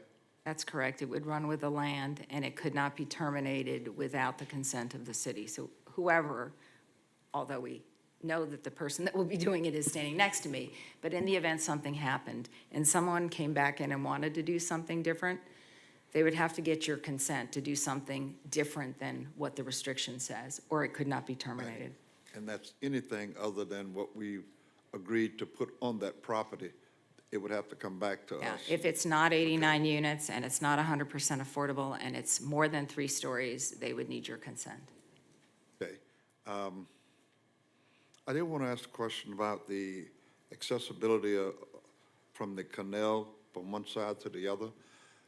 Is the only access going to be along Seacrest, or is there going to be some type of walkway other than getting from the park to the project? To this project, and it is very close, but you do have to go across Seacrest. Yes, it would be very difficult to do a pedestrian bridge over a canal of that size. Not impossible, but very difficult. However, the beauty about this potential path that we're proposing that would be available to the public is that if the city can continue that on all the way west to the next intersection, you give yourself and all of the community in between the ability to not get on the public streets to get to those bridge connections. It's a huge win. It's a safer scenario, and hope, there are some grant monies out there for those types of pedestrian and bike connections. So we're kind of the beginning of that, and it's a very large beginning for you because it's such a long parcel. you have an opportunity there to extend that even further west over time. Okay. Assuming everything goes according to plan, which it seems to be, what's your timetable, roughly? All pockets. Well, it depends on approvals. Typically, a project like this takes 14 to 16 months to build. And we'll go as fast as we can. The faster we get approved, the faster we can get a shovel in the ground, and the faster we can get residents of Boynton Beach living here. Okay. If you would go back to one of your slides where you had the parking, there were vehicles in the parking, right here, that. There seems to be double parking there where someone could park behind the other vehicle, and if they had an emergency, need to get out, that's problematic. Those are, there are some tandem parking spaces within the site plan, and those spaces are allocated pursuant to lease. So for example, if you had a 3-bedroom, then you're likely to be allocated a tandem space. But they've done it before. I'm Yeah. gonna let Jonathan talk about it. Each 2-bedroom and each 3-bedroom is allocated one tandem space. So you're not going to be sharing a tandem space with another unit. Okay, and you do have 1, 2, and 3 bedroom there. Correct. That's correct. So Can you give me a the, little breakdown as to? yes, so the total 2 and 3 bedroom number is 37 plus 18, so you're at 55 units. So what Jonathan is saying is for those units, they would get tandem spaces. They would get their 2 spaces. 2 spaces. So for example, if it was a husband and wife or partners, they would be sharing the 1 space, and they just have to coordinate who's in the back space. Right, just like not having a circle driveway. That's right. If you have a home. singular driveway, you have to do the same thing. I got you. Okay, very good, thank you. That's all I have. Thank you. Thank you. Commissioner Turkin. Thank you, Mayor. You know, I would be inconsistent if I didn't complain about the potential rezoning.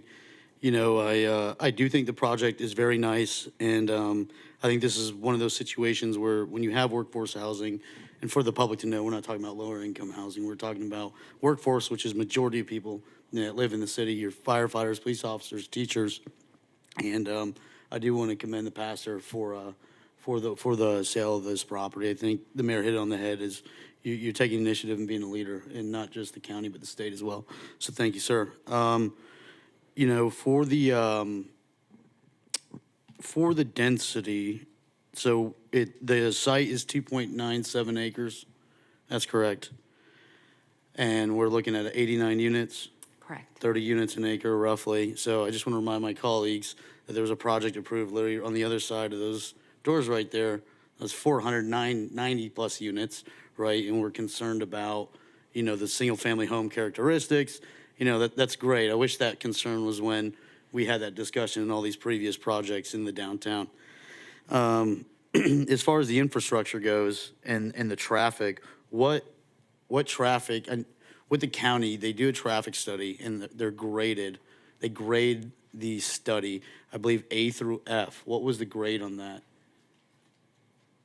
So Seacrest Boulevard is actually level service B in this area. Oh, good. Yeah. Oh, that's good. That's very good. So I think the city's requirement, if I'm not mistaken, I had discussed this a long time ago, is a D. Is that correct? Yes. I believe so, yes. Okay, so thank you for, you know, going above and beyond what the city's standard is. I think that's something that I actually brought up before, and there was no appetite for that.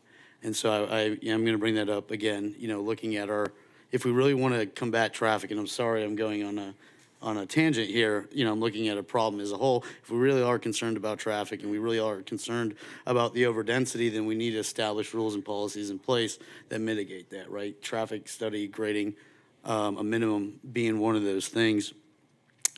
You know, but as far as this goes, I mean, you know, I said it on our gender workshop. This is Commissioner Hayes' district. I'm going to support what he thinks is best. And I do think the workforce housing component is super appetizing. And, you know, thank you for investing in Boynton Beach, and, you know, having that community meeting, partnering with the church, I think is huge. You know, that's the one thing I always admire is when when you have a developer, or someone that has an interest, in building in the city, to come reach out to the community first, and that way there's no surprises, right? Last thing we want to see is a bait and switch, and so that leads me to my thanks for the deed restriction. That was my number one concern was, could we get denser? And you've alleviated that for me. So, I'm happy to support this project under all those conditions. All right, thank you so much, everybody. We are now going to proceed to voting.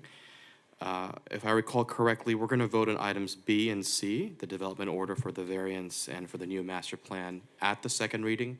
Is that correct? Do I remember that correctly? Okay, and under item 8A, there's actually two separate ordinances here for the two different purposes, but related. So let's tackle them one by one. This is proposed ordinance number 24-024. May I have a motion to approve? Motion to approve. We have a motion from Commissioner Hay. Is there a second? And a second from Commissioner Turkin. Let's turn now to the city clerk for a roll call vote. Commissioner Hay? Yes. Commissioner Turkin? Yes. Commissioner Cruz? No. Absent. Mayor Penserga? Yes. And roll call vote, the motion passed 3. 3 out of 3. 3. Okay. All right, thank you so much. The next proposed ordinance, number 24-025, again, another first reading. May I have a motion to approve? Motion to approve. A motion from Commissioner Hay and a second from? Second. All right, from Commissioner Turkin. We have a motion and a second. City Clerk? Commissioner Hay? Yes. Commissioner Turkin? Yes. Commissioner Cruz is absent. Mayor Penserga? Yes. And roll call vote, the motion passed. Motion passed. Okay, motion passes. With that, thank you so much, everybody, to the applicants and to staff. The two remaining items, I believe they need to be tabled until the next meeting. yes, we'll vote on it on the second reading. All right, items 8A, may I have a motion to table to the second reading? We have a motion, and the second came from Commissioner Hay. All those in favor of tabling item 8B to the second reading, say aye. Aye. Motion passes unanimously. May I have a motion to table item 8C to the second reading? We have a motion and a second from Commissioner Hay. All those in favor, say aye. Aye. Motion passes unanimously. We'll address those at second reading. Okay, so we're going to move on to regular agenda. We're very close to finishing up for the evening. We have 3 more items. This is proposed ordinance number 24-026. Again, another first reading. Let me turn to City Clerk. 1 second. 10A. I believe this is the ordinance to fix the Scrivener's error. Yeah.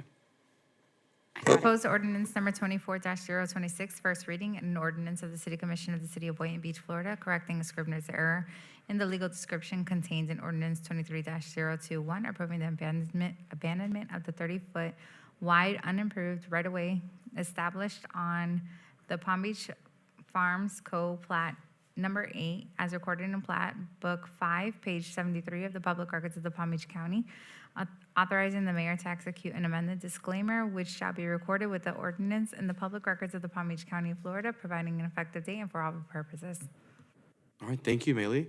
Are there any questions on this item? Council, did you have anything to add? My colleagues, do you have any questions for council?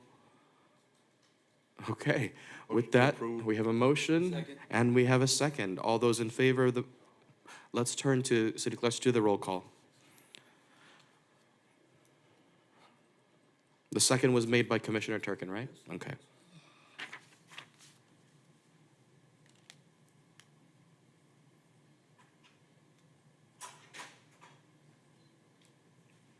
Commissioner Hay? Yes. Commissioner Turkin? Yes. Commissioner Cruz? Yes. Mayor Penserga? Yes. In roll call vote, the motion passed unanimously. Thank you. That concludes item 10A. We're now moving on to item 10B, discussion on leaving the banyan tree at Dewey Park lit up year-round. This was your request, Commissioner Turkin. You can kick it off unless you want to pass to staff. Yeah, I mean, I think we kind of discussed this in our agenda workshop, and as far as the funding mechanism, I'm going to bring that up in a different forum, different board. Okay. I would like to know the cost impact of having it year-round versus what it is now. So you don't have to answer that now. Okay. Something to look into. When we do discuss. Yeah. Yeah, the only comment I have about the lighting is that I know with the Christmas lights that people have used, it's for whatever reason, it just keeps breaking. But there are other kinds of lighting, so I just want to open that up to staff, look into other options. Yeah, Mayor, I think that's absolutely right, because it's still going out. I think they fixed it like over the weekend, and it still Right. went out. Well, clearly, so they didn't really Yeah. fix it, right? I agree. And take a look at whether solar energy would be a up or down. Solar. Yeah, so that wouldn't cost very much. All right, anything else on this item? Okay, I'll proceed.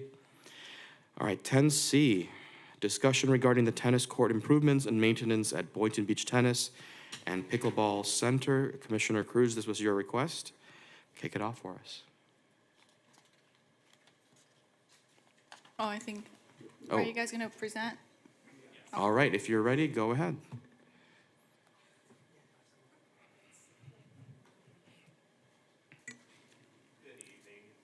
Is it on? Good evening, everyone. Happy holidays. I'm Craig Clark, Director of Recreation and Cultural Services, and this is Fabian Derulo, Assistant Director.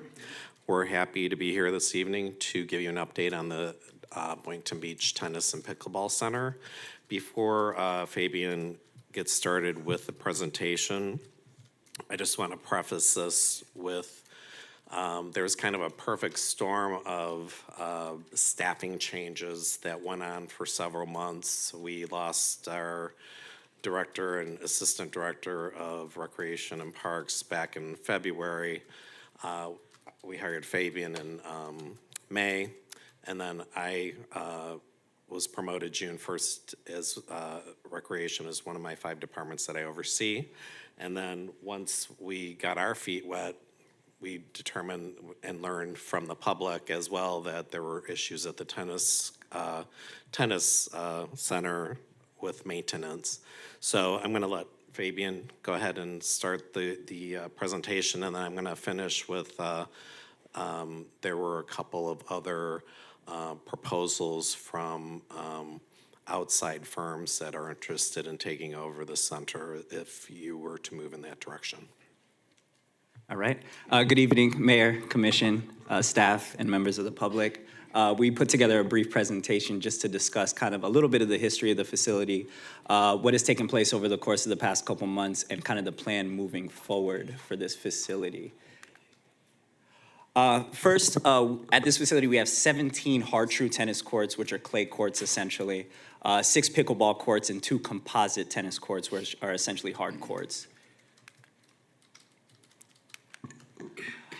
The staffing at the facility are 1 full-time tennis center supervisor, which we just brought on board about 2 months ago, 2 full-time tennis center maintenance workers, which just started at the end of October. Those are 2 new positions, and 3 part-time pro shop attendants. We currently have 2 vacancies, but we are looking to fill those vacancies at the moment. So just a little bit of background on the staffing. The tennis center supervisor, as I mentioned, just got started late summer. August 26th was his first day on the job, and really hit the ground running. There was substantial, challenges that we faced with the transition of the maintenance team, as well as some other things that we'll get into in this presentation. The maintenance workers were brought on after the hiring freeze, so they started October the 21st. And we opened up November the 4th, so not too much of a turnaround time for them to be able to get everything in order, but they got a good amount of the courts in good shape and playable for the reopening. So a little bit of background of the facility maintenance. We were being maintained by a company called PTCS from January 2022 until we got a 30-day notice late summer that they will no longer be servicing our courts there at that facility. We know that prior to Recently, there were complaints, dating back to last year about some of the maintenance, and we had our concerns with the organization. We spoke to them about it. Things weren't really improving, and then, they kind of left us with short notice, which kind of eliminated all staff that were maintaining the facility there, as well as all the equipment. So tens of thousands of dollars of equipment also left with the organization leaving. So the last day of service that they had with us is August the 31st. And it was determined that the best course of action, based off of the fact that we were lacking the staff and the equipment to maintain this facility properly, because this type of facility has to be maintained regularly, especially the clay courts. The decision was made to do a facility closure so we can take care of some of the maintenance items, as well as get staff onboarded to be able to fill some of these positions to operate the facility. The removal of the nets took place on September the 6th. And September the 9th, it was determined that we would need it to extend the closure because everything wouldn't have been ready for the October 1 reopening as initially planned. We received the hard true material September the 19th, which is the clay material in order to resurface the 17 hard true courts and continue to do research on the best way of resurfacing this facility. Recreation manager and supervisor began their preparation of the courts shortly after. Of course, we had 2 storms that came through the area around that time as well, too. So that kind of halted a little bit of the maintenance process that we were planning to take a course in. So removing the nets, all the windscreens, things like that, getting all the facility and the furniture on site prepared for the pending storms that were looking to be headed our way. We did all the assessments after that. Luckily, we didn't have too much damage at that facility. We brought our tennis maintenance workers, as mentioned before, on board October the 21st. And then we had an outage. Unfortunately, a major transformer went out, affecting our property as well as the surrounding properties for 3 days on November the 1st, which delayed our opening to the 4th, which was that following Monday.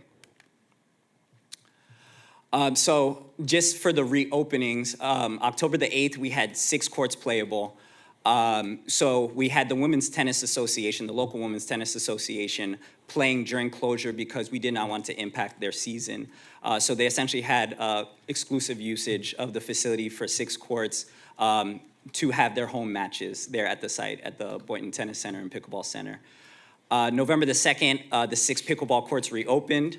And then our opening day, we had the 6 clay courts and 6 pickleball courts open for usage. By the end of November, we had 10 clay courts, 6 pickleball courts, and the 2 composite courts open.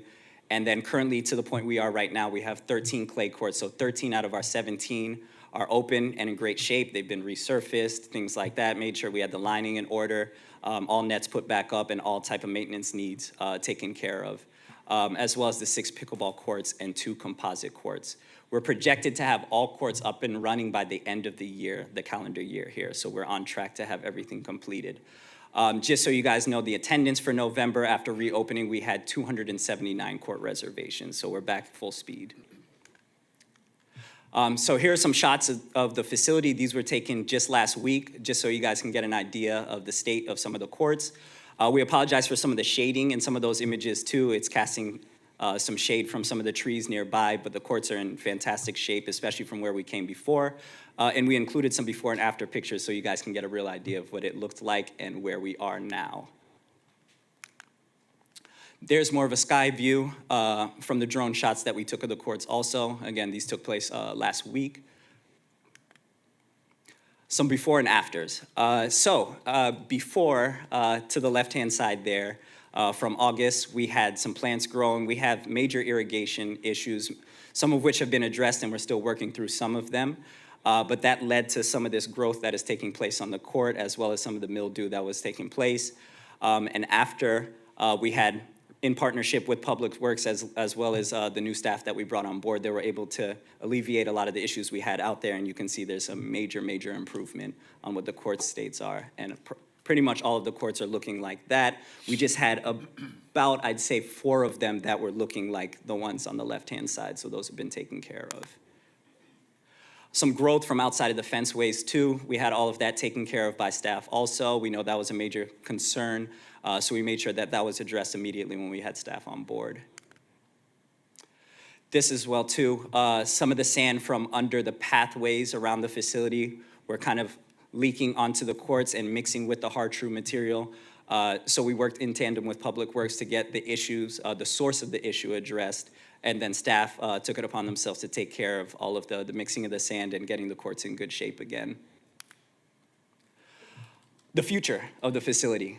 So we have a 5-year CIP proposal to look to address a lot of the concerns that we have as it pertains to irrigation, court maintenance, and things like that, and getting us to a modern space of having all of our courts under the hydro system, which means that they'll be watered from underground instead of over the surface as we currently have most of our courts at the site.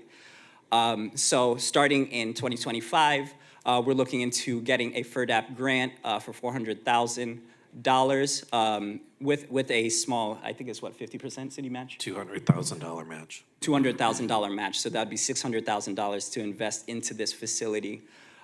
Year one, going into this 5-year plan, we're looking to address 4 of the hydro courts with the new installation of the irrigation underground, as mentioned before. We're looking to do some pro shop renovations. That facility is pretty dated and not up to speed with a lot of our neighbors and some other facilities that we had a chance to go and check out over the past couple months. So we're really looking to hone in on that and provide a good space where folks can check in, as well as potentially some space where they can reserve for any type of functions that they're looking to do at the site. Restroom renovations, potentially moving some things around the property too, so it flows a little bit better and allows us to secure this property a little bit better, because anybody that's been there notices that there's probably about 20 different ways to enter this facility, which of course is a security concern. Upgrading some of the furnishings out there too, as well as the shade structures, tables, chairs, awnings, lighting, benches, as well as the storage shed that we have out there, and fencing, as I mentioned before, to secure the facility.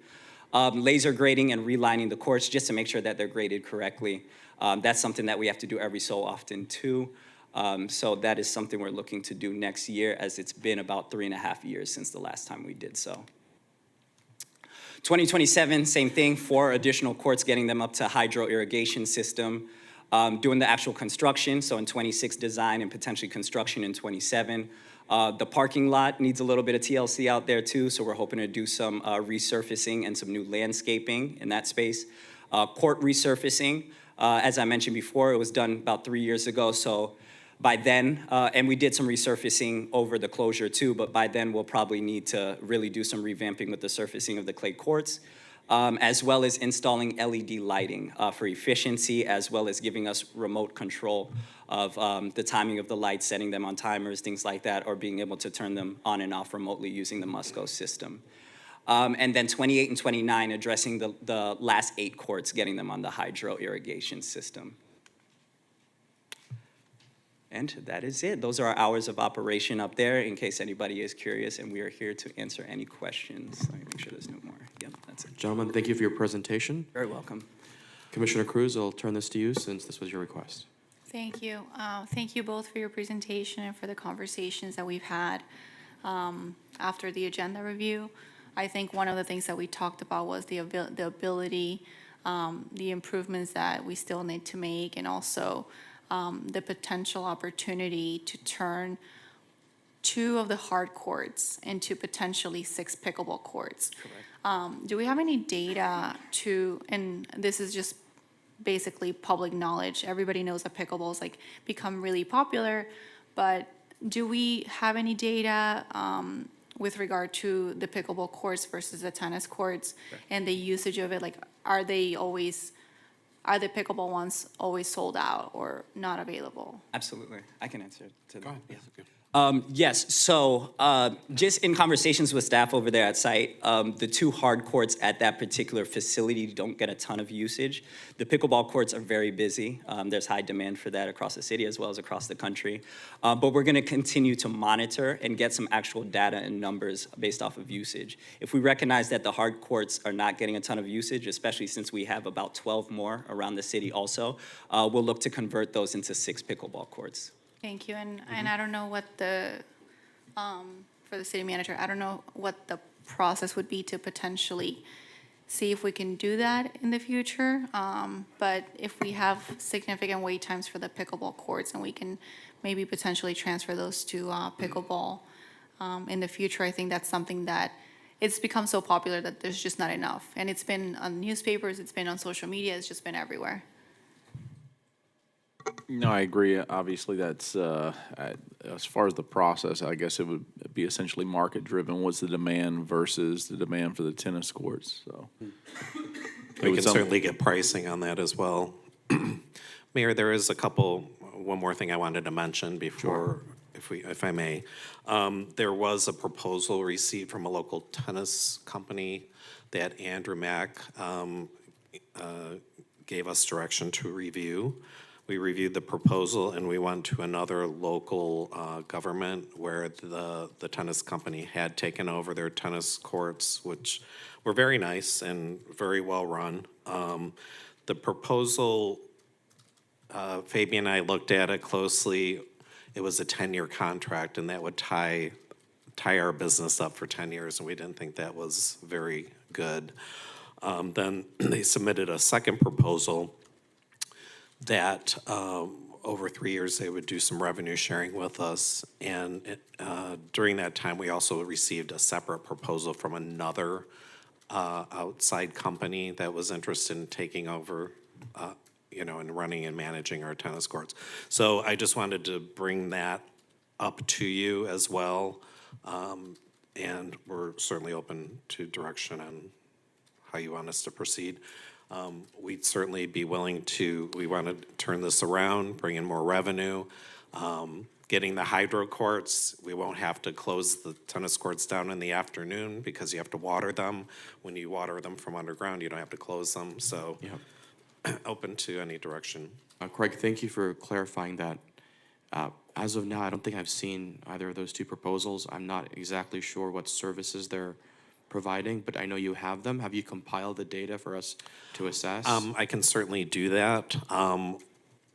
One of the proposals was not clear on monetary issues. They just said we would do this, we would do that. So I can certainly share those proposals with you. We spoke to Andrew and the manager of purchasing, and he said since there was maybe more than one company, that maybe an RFP, if you went in that direction, would be the appropriate way to go. But that's up to the commission. Mm-hmm. Yeah, I'm interested in reading. I'm sorry, Commissioner Cruz. Yeah, no, I mean, during our conversations, I think we talked about how the city's currently spending about $60,000, is it, a year? 70, yep. $70,000? We were upside down 70,000, but we're going to turn Gotcha. that around. Okay. Yeah. So we're currently upside down $70,000 a year for the maintenance and management of the courts. I think it's worth a shot to take a look to see what options are out there. But if we do that, I think that we should do an RFP and a competitive bidding process. I think that would be the right thing to do. And then at the same time, comparing that to our current costs of seeing what we're paying right now, we're $70,000 under, like losing money. If we have an opportunity where they might, somebody might be able to cover costs potentially. Again, I haven't seen any of the proposals that we're talking about, or any that might come in if we decide to move in that direction. And also looking at what it's costing us, our staff, benefits, all of that, with the ability of the courts, the maintenance, the repairs, the potential change from the hard courts to 6 pickleball courts, all of that, it's something that we should definitely consider and see not only a cost benefit, but look at efficiency. So I would be open to, if the board agrees, to take a look at a potential RFP just to see what's out there, what opportunities are out there, with some potential revenue share. If we do move forward in that direction, it would be good to have somebody who's had government or, public sector experience, somebody who's had significant experience specifically with these types of sports, like racket sports. And significant experience would mean, at least like five contracts or, something where you do this a lot and you're an expert at it. I think that's something that would be important to look at. Obviously, if we have consensus from the board to move forward in that direction, so. Thank you, Commissioner. Anything else? That was it? I think that's it for now, yeah. All right. I am interested in reading these proposals.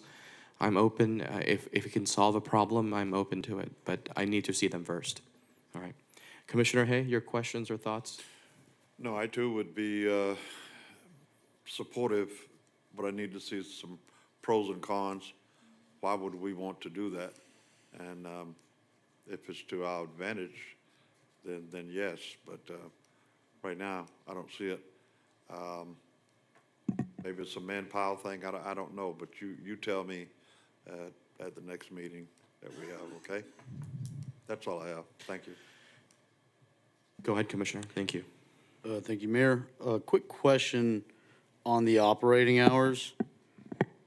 Out of curiosity, why is it closed at 1 on the weekends when I feel like that would be prime time because a lot of people aren't working? I mean, in the wintertime too, right? Yeah, so we tend to Are get. these operating hours year-round? Do they change with the season? Yeah, no, they're year-round. That's Okay. correct. So we tend to get most of our patrons in the morning.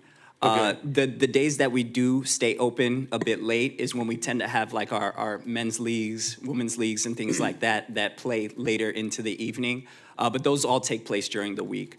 Outside of that, drop-in players, things like that, especially a lot of our pickleballers as well, tend to come in the morning. So I know in the past, those hours were a little bit longer.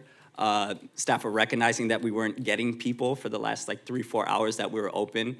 So it only made sense to kind of consolidate a little bit. But it's something that we can continue to explore too. You know, that's something that can change and fluctuate through time. Absolutely. So the last 3 or 4 hours, you said, is when you weren't seeing a lot of. Correct.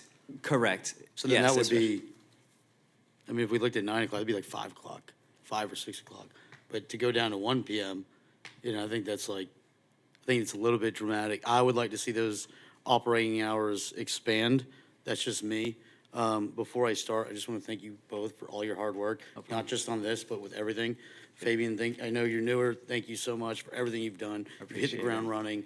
Thank you got on the, you know, whether it was vandalism or whatever happened with the dog park, you know, signage and over there. Thank you so much for getting on that. So I appreciate that. Thank you. I agree with what's been said. I think there's an opportunity to produce an ancillary revenue source and allow a vendor to maybe do something that, you know, maybe not necessarily we're experts at, right? And alleviate your guys' bandwidth. If there's one department that I think could always use more money and more resources and more staffing, it's Parks and Rec, right? There's always something. The residents see that. It's a subjective department. They see the parks. They notice if there's inadequacies, you know what I mean? And so, you know, I look at this as like a win-win-win situation, right? We can, you know, first and foremost, produce some revenue, you know, lessen the burden on the taxpayers, lessen the workload on Parks and Rec. Obviously, it's got to make sense. You know, I'd like, whether we look at the proposals or do an RFP, I'm indifferent. You know, I would like to see, you know, what the best deal is and provide an additional revenue source for the city. You know, ultimately, we do this enough times, time and time again, throughout multiple departments. We have the ability to continue to lower our millage rate, right, and cut costs, and then focus on other CIB projects. So I would like to investigate and direct staff to, you know, look at a potential vendor.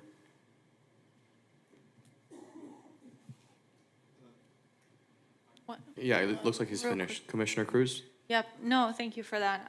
No, I just wanted to follow up with like focusing on efficiency and revenue share and thinking about how much it's costing us and how much are we losing? Like if we're losing $70,000 a year running it currently, then is that something where we could turn it around and potentially do a revenue share? But again, we can't get into the nitty-gritty details of anything until, you know, I think the best way to really see if it would even be worth it or not would be to maybe open up for an RFP and see what we receive.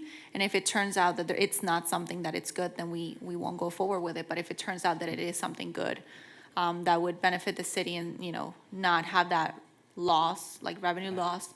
And also being able to update the courts and change it to pickleball and all that. And as you said, extending the hours, I think. How many years do we go back as far as that the tennis court facilities have been in a deficit? I know we only talked about year one. What's been the previous 3 years? Do you guys have those numbers? We don't have them currently on us. Have We we can send that over ever, to you guys. like, either been in the black or the green at all? Or have we consistently stayed in the red? It has been operating at a loss for the past couple of years, the years that we looked into. So essentially, But we were also- you're running a deficit as a business. Yes, but we were also paying a substantial amount of money to have PTCS maintaining this facility also too. So that's something to take into consideration also. We were paying them approximately $80,000. So do you guys have any numbers as far as the revenue shares? Did you guys bring those tonight, or do you not have them? We do have them. I'm trying We can to get send like, them. Yeah, we can versus send them the directly. deficit that we were running over the past few years of $60,000-$70,000, whatever. What would be the positive if you brought in a vendor to actually take over the operation of the tennis court?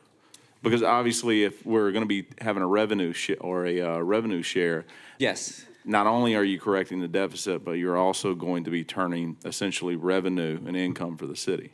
Yes, correct. So the most recent proposal that we got, there was a rent factor to it too, so that is guaranteed income that we would get from that, as well as a percentage of profit share. These are numbers, as Craig mentioned before, that we think that we can reach with some of the new programming that we have listed right there at the top too.